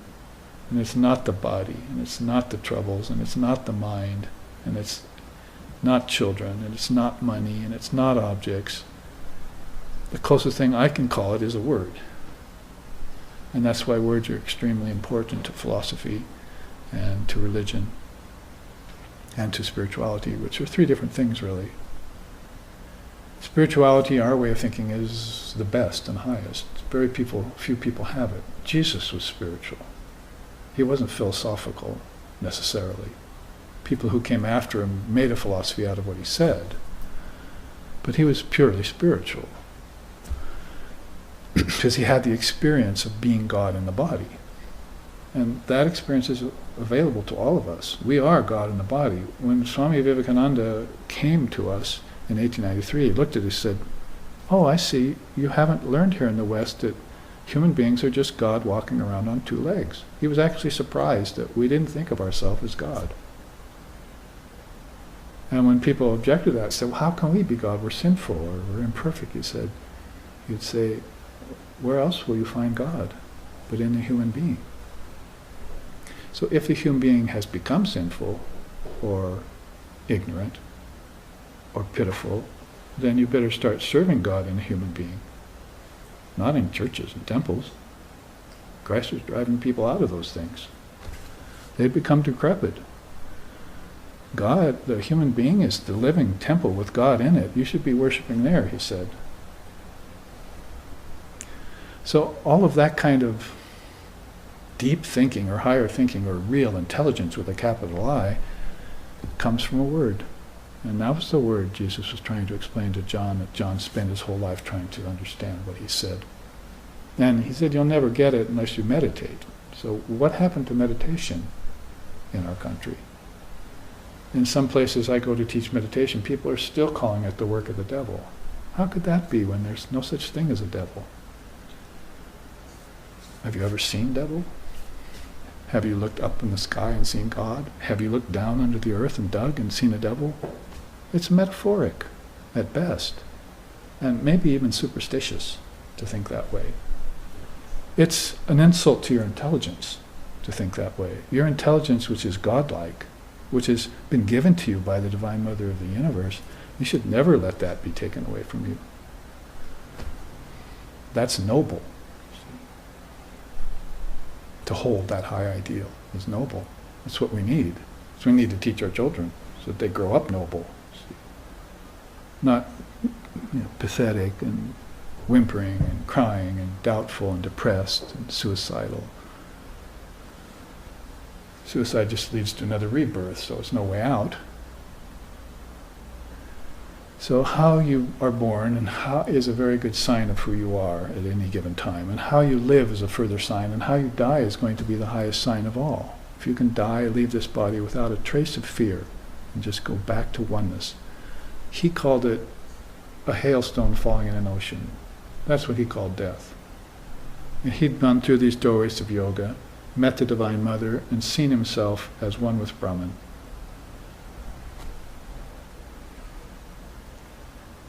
And then he came out and said, Om Drishyam Pratitam Pravilapayan San Matram Anandaganam Vibhavayam Samahita Sambahir Antaram Va Kalam Nayetaha Sakti Karma Bande.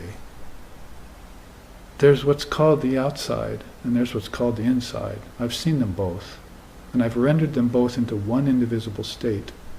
And now that I've realized that the outside and the inside are just one, no matter what it appears otherwise, I can pass my time contentedly, and I can be free. He said that in his 20s. He passed away at 32. So India has seen many Jesus-like souls who were illumined when they were 8, 9, 10, who knew their mission by the time they were 12, 14, who left their parents because their parents were not real. Served their parents like gods if they supported their spiritual path, but if they taught them garbage, had a right to leave them. Spiritual life, you see, it's all about consciousness, spirituality is what I'm saying, and intelligence is the first compound of it. We see it and we admire it in our Western savants and our Western sciences, but they don't know anything about spirituality yet. In fact, they're dead set against it, most of them. They have their language, but Dharma has its language. And sorry, Dharma is thousands of years older than physics, Western physics particularly. And it's been what's been saving souls for time out of mind. That's why people sometimes come into the body to test themselves. Oh, if I can realize Brahman there, I can do it anywhere. Because no one's supporting me there, see, except my guru. And he's some oddball or some madcap, you see.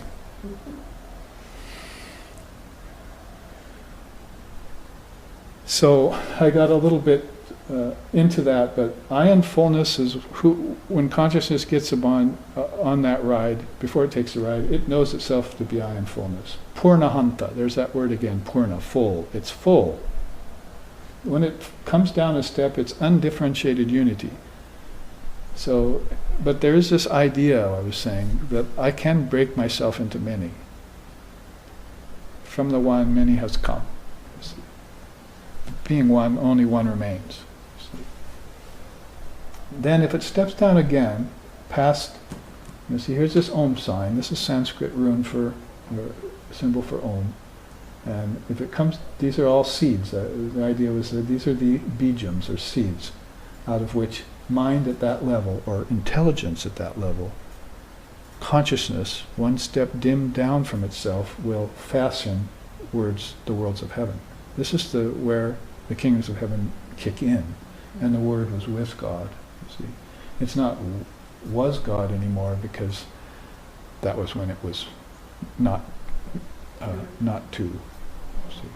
could hardly call it one. It was not two there. All of a sudden it had this idea that it could be two.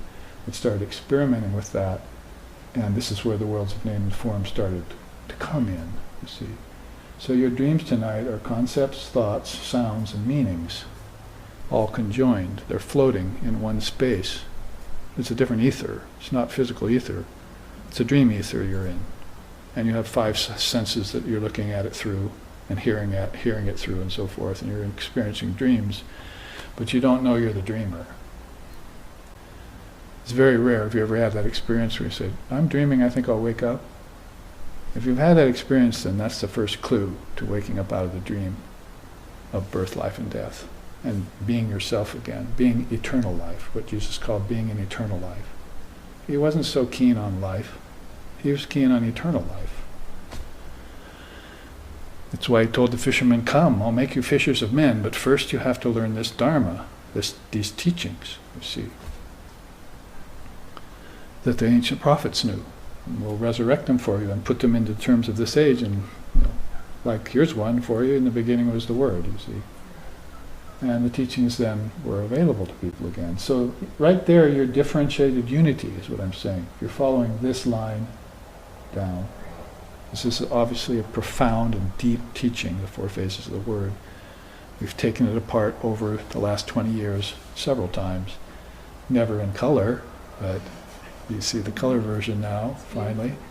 But this is how consciousness turns into intelligence, you might say, and that intelligence begins to use its power and differentiate itself, and then finally it's at the level of sharp differentiation. It was undifferentiated unity before, when it was in potential. That's what this means.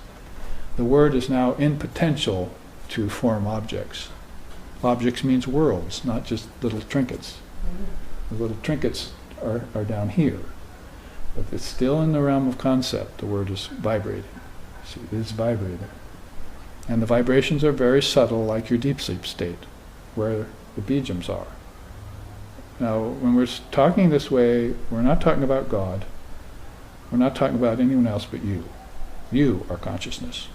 And this is why your I is in fullness. And then your I becomes to this stage. And then you differentiate things, and then you sharply differentiate them. And it's your consciousness that's operating the Word at this place. You're not initiating it, nor you're ending it, because that's not possible. Nothing new under the sun, and there's no beginnings, middles, and endings. So I have to caution when you say, and the Word was with God, that's not where Christ was leaving his religion. He didn't want you to believe in origins. He wanted you to seek origins, see them, and then go beyond to the originless nature of yourself. In other words, yourself has no beginning, middle, and end to it. You might have noticed, neither does time have a beginning, middle, and end to it. It can end seemingly, but then it kicks in again. Another cycle, right? Mm-hmm. When you sleep, wake, and so forth.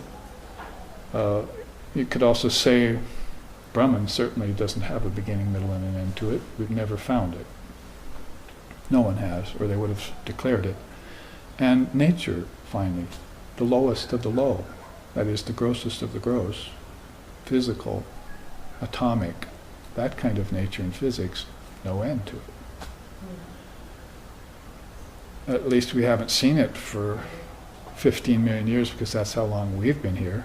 If I was really a monkey at one time, you see, 15 million year march of the hominidae. Before that, there was many, many other millions and millions of years where nobody saw nature come or go.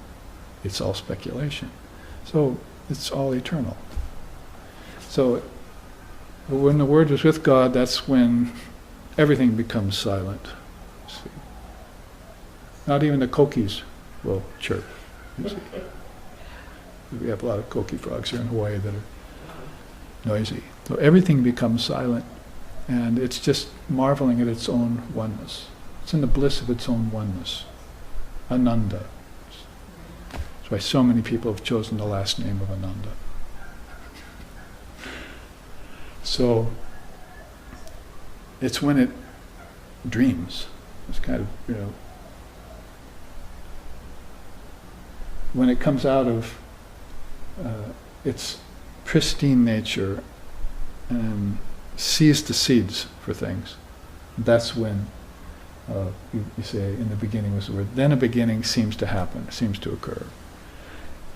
And then the game's afoot, as Sherlock said. And some people like that. Some people like the game to be afoot. They might run the whole 15 million year march of it just to see. Prove themselves that in the end they weren't a monkey and that they weren't human either. Well, what's all this desire to be human? Your nature's divine. And you can't change that. You okay? I'm fine. Just leave it. That was just emphasis to that statement. It was. The light came down. It's called the light coming down on you. My God. Yeah. Are you okay? I should have adjusted that light up there, but It's all your fault. so to recover from the Big Bang, we have come down using this 4 stages of the word, and we'll also return to our eternal nature using these 4 stages of the word. We just have to become proficient at it, or prolific at it.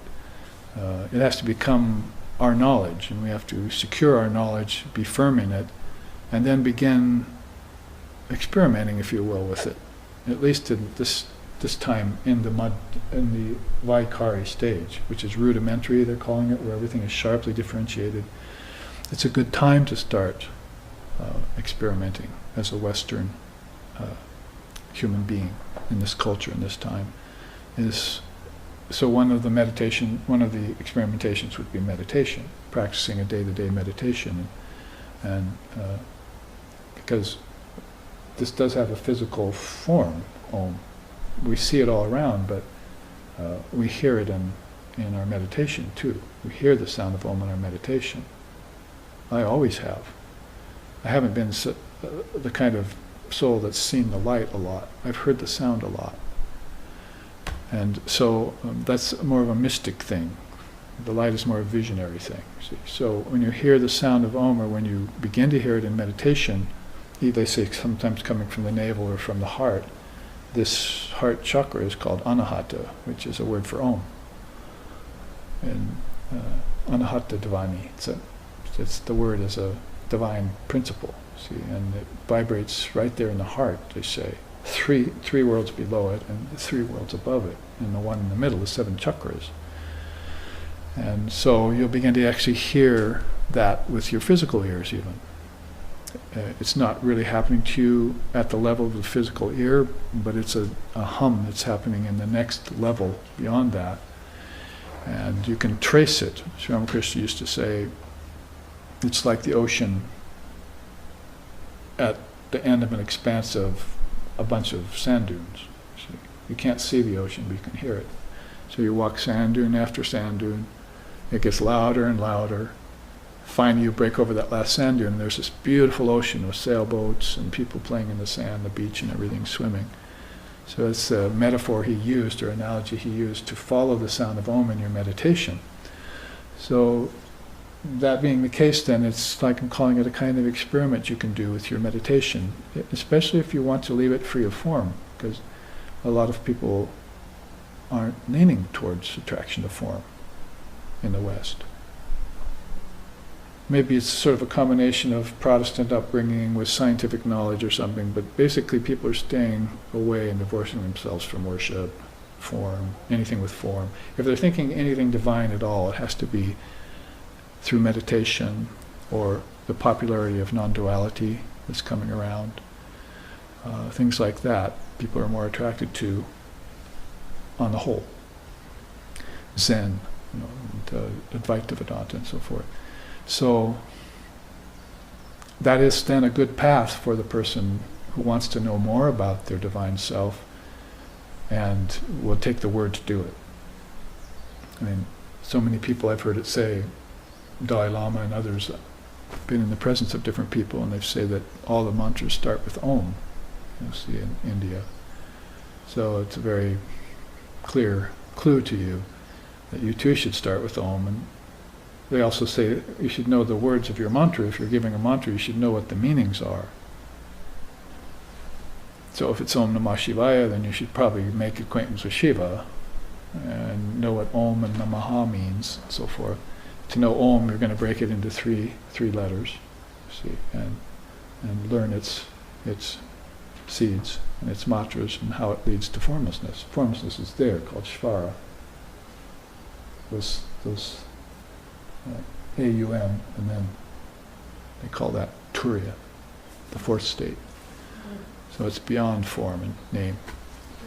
It's a matter of samadhi, or nirvana, Turiya. So those kinds of things got realized by beings like Jesus and Buddha, 500 years apart, and another 500 years after Jesus, Patanjali, well, maybe less, 140, 240 years, but if you could, another 500 years from that, you have Shankara, and then Chaitanya, and finally Ramakrishna. You have these distances of time that are sort of equidistant from each other, as if the same soul is coming back again to those beings who are still seeking every 500 years, because people forget. If they live a 100-year lifetime, which isn't used to be the case, but now it's beginning to become the case again, that you can live longer through the miracles of modern medicine and all that, is that you would live a life and then you'd pass away. Maybe you wouldn't revisit the world for a year, then you'd take a rebirth. That's what Holy Mother says. Lots of people maybe come back to birth after 100 years, say. So if you're talking about 100 years life and then 100 years of, call it what you will, bardo or formlessness or dream or heaven or life, whatever it is, then you would probably not recognize anyone or anything when you came back after that 100 years. So if these souls come every 500 years, they're not remembered that much what they taught before either. The Dharma gets clouded, and so they have to come again every so often to resurrect it in that particular age. For those people, those souls that are following along that tract. So, of course, there are many different cases in the incarnation of people. More conscious people might come back either right away or take longer, like 1,000 years. Every 1,000 years, a great soul might come back. Or, in the case of unenlightened souls who aren't awake yet, as Buddha said, either you're awake or you're not. So if you're unawake, then you might come back right away because you're addicted to something, see, and you want to enjoy it more. And you'll choose parents that could provide you with that particular thing. And that describes all sorts of kinds of births, from addictions, family addictions, and all the way on to emotional problems and the whole gamut of human life. For unenlightened souls. Or they might rest for a long time before they make another attack at the citadel of form, you see. Their karma drags them back out of heaven, Sri Ramakrishna said. Like a brick on a mongoose's tail. So you drag it down from the hole in the wall. So, pulled out of heaven. So, for the more facile soul then, who is in awareness of this kind of movement and knows for sure that this is the way souls come in and out, the Tantra is very famous for describing it more in detail, where consciousness of the soul is running along nerves, not physical nerves, but inside of every physical nerve there's 100,000 subtle nerves that aren't in this dimension, and the consciousness of the soul departs the body through those. When it dreams tonight, this turns off, right? Everything shuts down. So what is it that's still operating and coming back and going from the body that's sleeping? Or what leaves the body when it dies and comes back into the body when it takes another one and is reborn? It's consciousness running along channels, inner channels, just like rivers run along valleys. So this is all mystical wisdom that belongs to the Dharma and to those souls who study it lifetime to lifetime. They're interested in that. Say like the Tibetan Buddhists for 1400 years now, been studying that kind of thing. And a lot of their teachings are revolving around Bardo states and conscious death, and conscious birth, those kinds of things, bringing that forward into this age. And that's the real reason, the real way God works, not wars between the Red Chinese and the Tibetans. That's not the point, because that's going to go on forever between countries in this world. The real point is that Mother is setting things up to reveal these great truths. Because if you know what the Tibetans have been teaching for 1400 years, then you're not going to probably take a birth anymore. So what's it to you? What great despot rules next in the world? What the next great world war is going to be about? What's that to you when you're free of birth and death? It'll all blow over in another 40, 50 years, and you can take a birth after it if you want. Help pick up the pieces, you see. So there are beings that are doing that all the time. They're doing it right now. Ramakrishna Order, in hundreds, is going out to places of famine and flood, where there's no water, where there's no food, where there's been landslides, where there've been floods, and helping people pick up the pieces after the catastrophe has passed. And they know another catastrophe is going to come to Bangladesh or wherever it is. You see where they're going. And they'll go and pick up the pieces and help people. Because somewhere amongst those people are going to be people who want to learn the wisdom. That's Mother's real reason for sending the Swamis out. That someone might meet one of them and get free. And not go through conflagrations and diseases and floods and all of that anymore. So what is the real purpose of all this? Do you have the eye to see it? Are you looking through God's eye? Can you keep that in mind through all of the conflagrations and problems of your own life, which aren't nearly so bad as those who've been displaced from their beds in their countries? So the real purpose of life is that probably there is no real purpose for it, except to transcend it. And when you do, then you're free, and you can do what you like at that point. So to get free, and there's enough time probably, because I promised in the last class time to look at it, I wanted to show you this chart on in Buddhism, because we were talking about these great beings. We talked about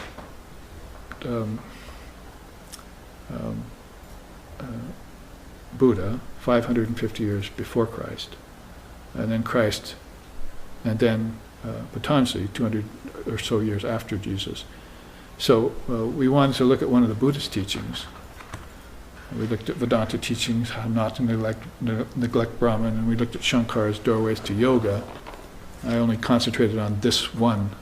We went through the whole thing in our first class, but came back to this one to explain the four phases of the word, which I think are very important to get aired in the Western atmosphere, Western mind, just to get them out and said, what to speak of on tape or broadcast to certain people listening around the world, so that we know that there are great solutions for these problems that we're facing, that are of a final, conclusive nature, that we don't have to just keep putting thumbs in the dike in these problems, that we can actually bring these to a close in our lives, close the door on them for good by opening other doors. Well, you're going to have to open some links too. If you want to go from the 7 doors or 9 doors of yoga from Shankara to the teaching of the Buddhists of the 12 links and dhanas, are a chain that happens over 3 lifetimes. And the beautiful thing about Indian Dharma is that for thousands of years they've been living in the realization that reincarnation is true. It's not true ultimately, you have to say, because all the seers have disproved it. But it's true relatively. And as far as we're concerned, that's where we're at. We're in relativity, we're not in reality. We're not in reality until we realize we're the Atman. In the meantime, it's all work realizing the Atman from lifetime to lifetime. And if you're here in a body, then you're probably not going to be able to argue about the fact that you're not ready yet to realize the Atman. You haven't realized the Atman. If you did, you'd be a very, very special soul on earth. So what you need to do then is study some of these dynamics. And that was a dynamic on the cosmological, philosophical level that you can look at. It applies to all beings, really, and the oneness behind them. Here's the teaching that's just taken basically from Buddhist teachings and saying, well, let's just see that you waken up to the truth one lifetime and you want to be free, but you find out it's not possible to be free that lifetime. But we think it's going to take you 3 lifetimes to be free. 1, to recognize your karma. 2, to work out your karma. And 3, to live a free life. To be absolutely free from. I mean, you can do this as a householder, you can do this as a monk. The monks are more known for it. You don't see the householders trying to get free from their ancestors or from money or from property and possessions and pleasures and objects. And it's very rare that you see people, like Patanjali would say, moving amongst possessions and objects without being attached to them. I can take them, I can leave them. That would be an exceptional householder, see. But the monks are fairly well known for that. And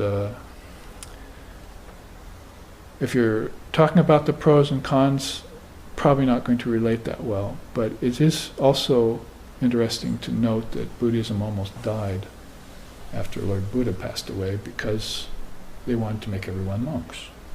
You couldn't get nirvana unless you were a monk. And when that started to die, they said, oh, we should modify this a bit and let the poor householders in the fold, you see. They can get liberation too. Why not? Let's make it that way, you see. And I'm sure that was Buddha's original thought too. Is, even making provisions for women to become monks. And that wasn't done very much at the time. So then let's pull out of your series of lifetimes, which may be hundreds by now, if you're going to entertain at least the possibility that you've lived before and that you could maybe have to come back again, and say that there's this 12-link chain that's going on inside your psyche. Everything is mind here. Your body, that it comes and goes again, is rather immaterial. It's rather insubstantial a fact. Nature will produce it, even the word will produce it eventually. It's just going on naturally. But the mind that's able to conduct it properly, live a divine life or a dharmic life, or waken up in any given life, and also put an end to its lifetimes, its chain of lifetimes. That's more the point, you see, for them. They like this pure mind. In fact, they call it God. Buddha mind, pure mind, and Buddha mind are the same. Pure mind is God, Sri Ramakrishna said. So when you're talking about mind from the usual standpoint, it's the mind that's thinking. It's the mind that's from Madhyama down to Vaikarya and back. Like, if you talk about it in terms of cycles, it's ancestors to humans and back to ancestors. Throw the animals in there, be careful of that, you see. Because you might want to, people have come back as animals too, they say. Or go meditate in a grove of bamboo, see if you don't feel the presence of a soul there.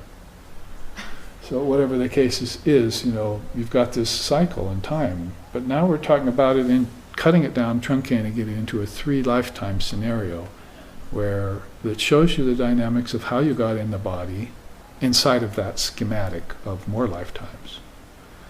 And what a 3-lifetime glimpse would look like if you wanted to know the dynamics and this thirst for life forever quench. This thirst for life forever quench, why? Because it drags from birth to death and death to birth the soul. Swami Vivekananda's Song of the Sannyasi, that's one of the verses. This thirst for life forever quenched, it drags from birth to death and death to birth to soul. So that's how these monkish or monastic kinds of beings are looking at this after their long lifetimes of meditation on the inner dynamics of how the mind, using the word, is producing bodies. God doesn't give you your bodies. The parents don't give you your bodies. You give you your body, and you also lose it. It's all you that's doing this. You can't blame it on anyone else. And they've seen this real clearly in their meditations, because they find, oh, I see, I've been doing this. My bad parenting, my good parenting, whatever is happening, this is all secondary to the fact that I took this birth. I chose my parents. I chose my brothers and sisters. I chose my enemies and my friends. It's the same in life as it is prior to life. You make the choices. That's this level of the word, cosmologically speaking. So if I become aware of that and I want to choose better parents, I want to choose better friends, I may even want to get enlightened and put an end to the chain of rebirth, because this is what Buddha liked. Let's put an end to the chain of rebirth. He means rebirth in ignorance. Because if you're not ignorant and you occupy a body, you're not getting reborn. You're just consciousness assuming a body and giving it up. See, there's a difference between consciousness assuming a body and consciousness identifying with a body.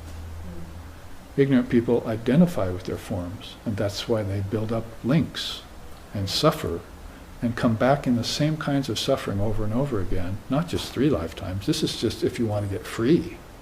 They're figuring 3 lifetimes.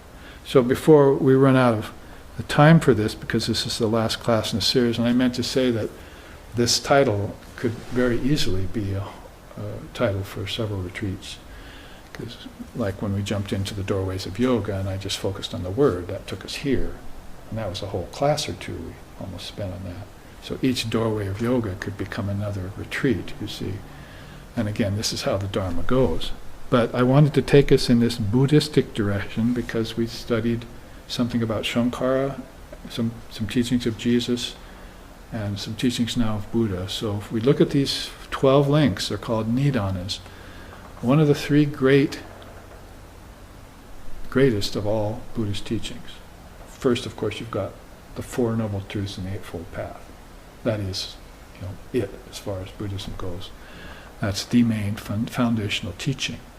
Then you've got this thing called Praticca Samutpata, the interdependent arising of things. That everything's connected to everything else under the surface. You see. And so when the contemporary person, the couch potato philosopher in the West thinks about that, they say, oh, aha, see, that's good. Everything's connected under the surface. I knew it. So they've made sense out of something that was senseless at the surface, but then they saw the connections underneath. That's not so great. Actually, that's showing you the karma that's connecting everything together. You're not free yet. You're just seeing the reasons why you're bound. So what is freedom? Is never coming into nature again. To them, if it's Buddha, father of yoga, called it Kaivalya, it means isolation from nature. Remember, when we say nature, it has a manifested state, it has an unmanifested state, and it has a seedless state. So we're looking at nature as being not just trees and animals and all that. We're looking at the seeds that produce trees and animals and all that. And before the seeds, we're looking at the acts that caused the seeds to create all these bodies. So we're looking back 2 or 3 glimpses back into our mind that has projected all this. When you say it's real or it's unreal, might as well throw that teaching out the window right about here.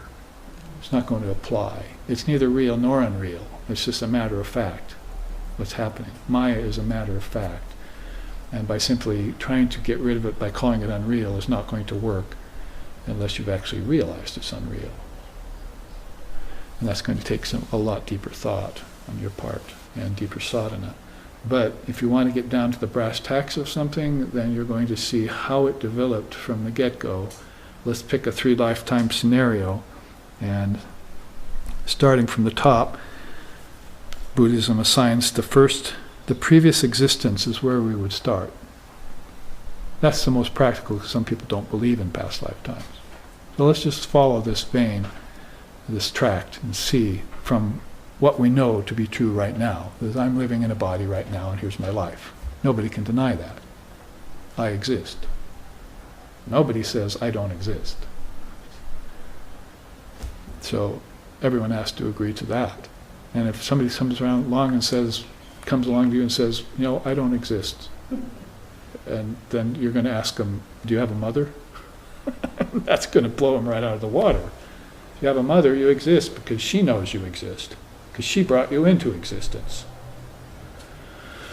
So everyone says, I exist, I exist. And that was actually a conversation I had with a Swami, who's very old right now, but talking about referring to mother for the proof of existence. So that first link you see there, failure to affirm the suffering-ridden nature of existence and renounce it, is called ignorance. Ignorance of your true nature is Atman, is how Shankara would have said that. If you don't know your true nature, but Buddhism, looking at the standpoint of the problems of the Kala Chakra, of the wheel of birth and death and samsara, would say the first problem here is failure to affirm that life is ridden with suffering, and then after seeing that, renounce it. What does it remind you of? In Vedanta, the 4 treasures. It's the 6 jewels. First is discrimination between the unreal and real. Second is detach yourself from the unreal. It's the same teaching, basically. But that first homework has to be done. Yes, there's suffering here. I've experienced it. I can't deny that. Nobody else can deny that. How do I get rid of it? This is what Buddhism is known for. Now that link, remember that's happening in this lifetime, is the first link, Nidana, and it's linked to samskaras. So here's where you're going to have to look back into the mind, and you're going to have to know that you did actions in a previous lifetime that made you who you are in this lifetime. Swami Vivekananda said, what we lay on the table as our cards today, you see, that was created by what we bring to the table. So we come to the table with these impressions that are our life, and that was pre-existing this lifetime. And the secret to that lies back in your meditation, or in your life. Sometimes in your dream life, or your deep sleep life, you'll see your past lifetime. They say that. Krishna says in the Gita, he told Arjuna, you don't know your lifetimes, Arjuna, but I know mine. I've seen them in meditation. You haven't awoken to the fact yet that you've had many lifetimes, but I have, he said.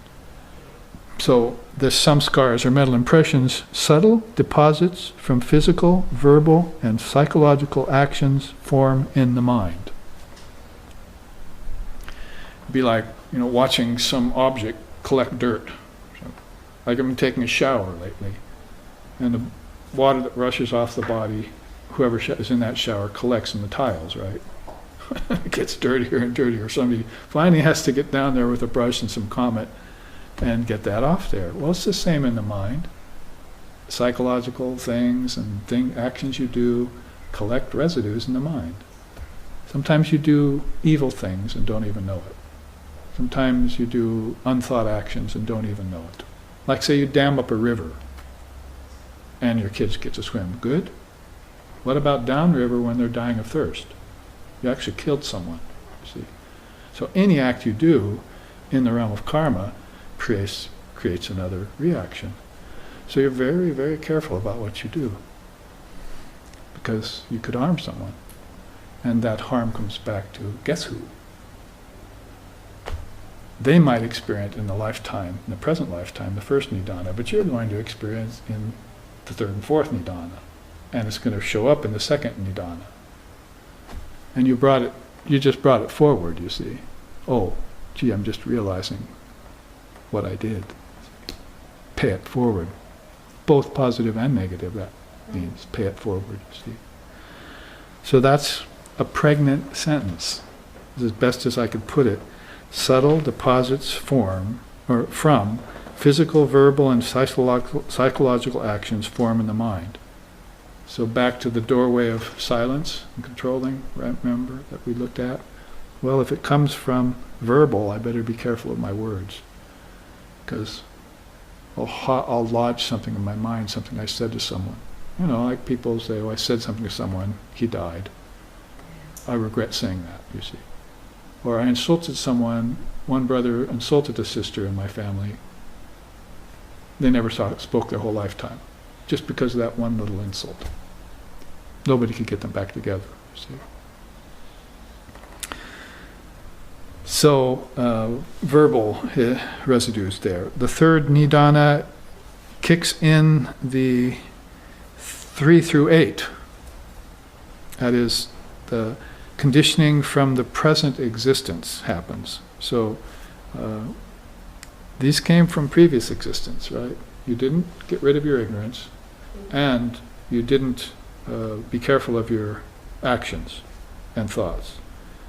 Now, in the present existence, that manifests as vijnana, relative consciousness. Awareness gets crystallized by previous life experiences and enters wombs. So they're not coming down and you're saying, oh, you were such a bad boy, you're going to hell, you see. Or you were a good girl, you're going to heaven. That doesn't matter. They're wanting to get to the dynamics of what happened. They're showing you how these past samskaras came forward and manifested themselves in this lifetime and telling you the dynamics of it. It's not morality we're talking about here. It's the dynamics of rebirth.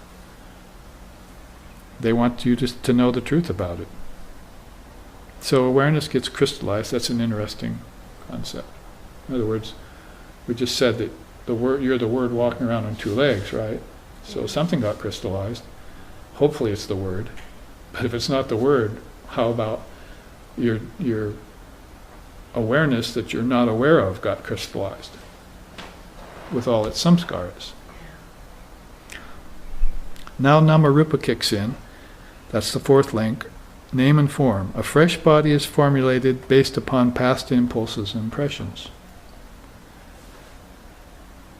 You've entered the womb, you form a new body. Then, Shadayatana is the 6 bases. Experiences springing from exposure to the realm of the senses develop more karma. So now you've got a new body. You enter into action without awareness, without refined awareness, and you do more actions, and that's culminating more karma, is piling gloom on gloom, Vivekananda said. It piles gloom on gloom. Then let's count them, 1, 2, 3, 4, 5. The 6th nidana is sparsha, contact and relations. Intermingling with the world, its peoples, and its objects contributes to karmic conditioning. So that's where your family, your friends, your enemies, wars, society, parties, everything you can possibly think of that happens with interactions with people begins to create more residue inside of an already crowded condition, you see. I don't have enough room for my own body to sleep in a bed, and I'm asking someone else to join me in my bed. You see, that's how they say it in India. Oh, come, share my bed, but you can't even fit on it. So you've got this crowded mind where you're just allowing people and other things in, and it just becomes crammed with residue. Samskaras.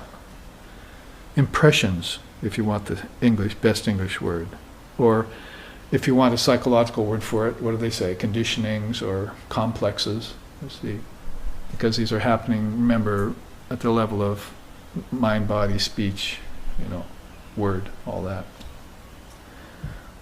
Then Vedana contributes. Continual and repeated stimulation of body and senses adds further conditioning. Then Trishna, craving and desire. Desire for further contact of senses with objects arises. in order to gain satisfaction. Let me just sneak this Negligence of Brahman chart back in the picture for a few minutes as we end the class, because this sounds like a person who's being negligent of Brahman, who's neglecting Brahman, doesn't it? They're not doing anything to get themselves free. They're not even doing anything to be careful about their actions, thoughts, and words. They're just letting conditionings mount, residue mount up. They're not cleaning the shower floor after every shower, or what to speak, even once a month, you see. They're not doing any work on themselves. This is where sadhana comes in. Purification, austerity. That's what you want to try and do with your energy, with your prana. And even the actionless sadhana, like just meditating. Then finally, and we're reaching the end here, you get to this fruits and effects of the present existence. What happens then is upadana, attachment, selfish clinging to sense life, enmeshes the mind deeper in embodied existence. Here it is, coming to the end of its life, and it's wrapping itself further in coverings, false superimpositions, misconceptions, and misfiances, and so forth. And so instead of trying to get free even at that stage, it's not. It's just continuing to wrap around itself these experiences of pleasure. You see this with people in the world all the time. They're just sedentary, and all they can do is eat, sleep, and wake and eat. Maybe they're not even working a job anymore, which isn't necessarily a good thing or a bad thing, depending on how one does one's work. But this is just falling into a kind of complacent existence. You've got to be vibrant, right? Reading the scriptures, meditating, serving others as God. The 4 yogas is the new religion of the age. Who said that? Jaya Vivekananda Sannyasi. The great sannyasin, Vivekananda. The 4 yogas is the new religion of this age. I love that saying. See? You know what the 4 yogas are by now if you've been watching my classes or tuning in on live stream. If you don't, ask me, I'll tell you again. Because this kind of repetition is what's binding people, but this kind of repetition is what's freeing people. I hope everyone has come to realize that. If you hear these teachings over and over again, you'll hear them on a particular day at a particular time where they'll all of a sudden inspire you. A flash, see, of lightning in the pan. So you listen to it. So repetition can be either a positive thing or a negative thing. In Nidana 10, it's still a negative thing, a new birth. You're repeating birth. You're being reborn. Why? To go to school again? You learned everything last time in school, but you're coming to learn it again? That's what I tell kids in school. What are you doing here? Teachers don't really like it. They sweat a little. But I told that to a college class a few months back. The first words out of my mouth in front of them was, "Oh, I see you're all here again." They went, "What do you mean?" Talking about rebirth. You're all studying for a career, right? But you've learned this in other lifetimes. You're spending 4 years and a lot of money to learn what you already know. That doesn't make sense to me. See, why don't you meditate, remember your last lifetime, bring it all forward, and be full like you are? Why do you have to labor through it every lifetime? Well, at least you'll come to a place where you will be able to recall all this knowledge that's within you. There are some 7 great laws to yoga. I think it's the second one. All knowledge lies within you. Is there some doubt about that? You're not hearing the words that are coming out of my mouth, you see? All knowledge lies within you. Education is the manifestation of knowledge which is already in the soul. Swami Vivekananda. Religion is the manifestation of the divinity that's already in the soul. So the way the great Swami talks about religion and education is that both of those are already in you completely. Where else would they be? There's nothing new under the sun. Shall we go back and study the 4 stages of the word together in that context? It's all within you. You're walking it. You're living it. Of course, what mind can be aware of everything at all times? Perfect omniscience, that's not going to happen. Maybe in samadhi. But on the level of knowledge, all knowledge lies within you. So here you have a soul that's wanting to be reborn again due to the decay of the old body, and the desire for the new body arises so they can repeat everything it did before. The mother crab is at the bottom of her hole with her progeny. And she wants to do that again and again. And Lord Buddha was born in a palace. He had a king. King Sakya was his father. Mother passed away early. He was raised by a stepmother. Got married, had a child, left the palace and went away to the forest and became an ascetic. Came back later to teach them nirvana, Buddhism. See, he didn't want to repeat palace life again. So it doesn't matter whether you're born a king or a pauper. It's boring. But what's not boring is knowing yourself to be one with the Father. Christ didn't come out of the wilderness and say, "Oh, by the way, I was back there in the wilderness, yesterday, and I found out I was one with the Father."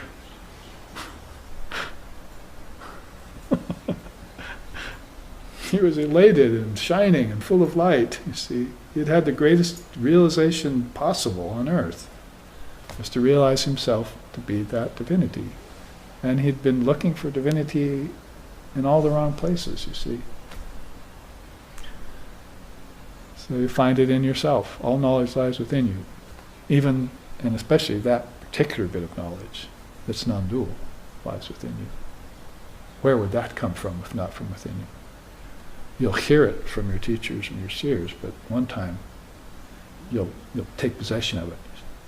They can't tell me anything, that's mine. I've got it for all time. And salutations to those who have it. Well, the last 2 links there is that the soul passes from the body to death, and it occurs under this karmic circumstances, you see. And this is the future existence you're talking about now. You had your previous existence, and you didn't, in this case, you didn't snap the links that bind you. And you let them thicken, you see. If they were made of gold, or if they were made of iron, they'd still bind you, right? Fetters, though of gold, are not less strong to bind. So whether you're a good person and you've had good conditionings, or a negative person, you've had negative conditionings, you're still bound by the links of rebirth. So to snap them completely is not going to happen if you take on a new birth in ignorance. It only happens when you exit the body here and have a conscious death. And that will only happen if you've lived a conscious life, unless you have friends in high places. And the Tibetans, if they're dying, they'll send a messenger to the Rinpoche. The teacher will come, say, "Oh, here, I'll help you get out of the body." They'll actually have a person there at the time of their death helping them get out of the body. Now, that's different than having family gather around you and watch you die. You're crying, you're weeping, you're laughing, you're going into craziness. Nobody's telling you what to do, are they? Oh, just die. One person's thinking, hurry up and die so I can get the money from the will. Another person's saying, oh, I'm going to miss you, but where are you going? Sri Ramakrishna passed away, all his disciples felt like they went into their bodies. They said, wow, I'm not missing Ramakrishna, he's gone. That's because I feel him in me now. So the body is actually a barrier between love and lovers. They think it's everything, the body, but it's actually a barrier. And when the body goes away, you know what love is. You're one with the Father. When you're worshiping God, you're putting God outside of yourself. When you realize God, God is within you. And that's blissful. not painful. So, jati, rebirth, is a famous word in Sanskrit. It's one of the words that Sri Ram uses in the Adhyatma Ramayana. It's also one of the words that Lord Buddha uses in the 6 transformations. We have to face birth. We have to face growth. We have to face disease. We have to face decay. We have to face old age. And we have to face death.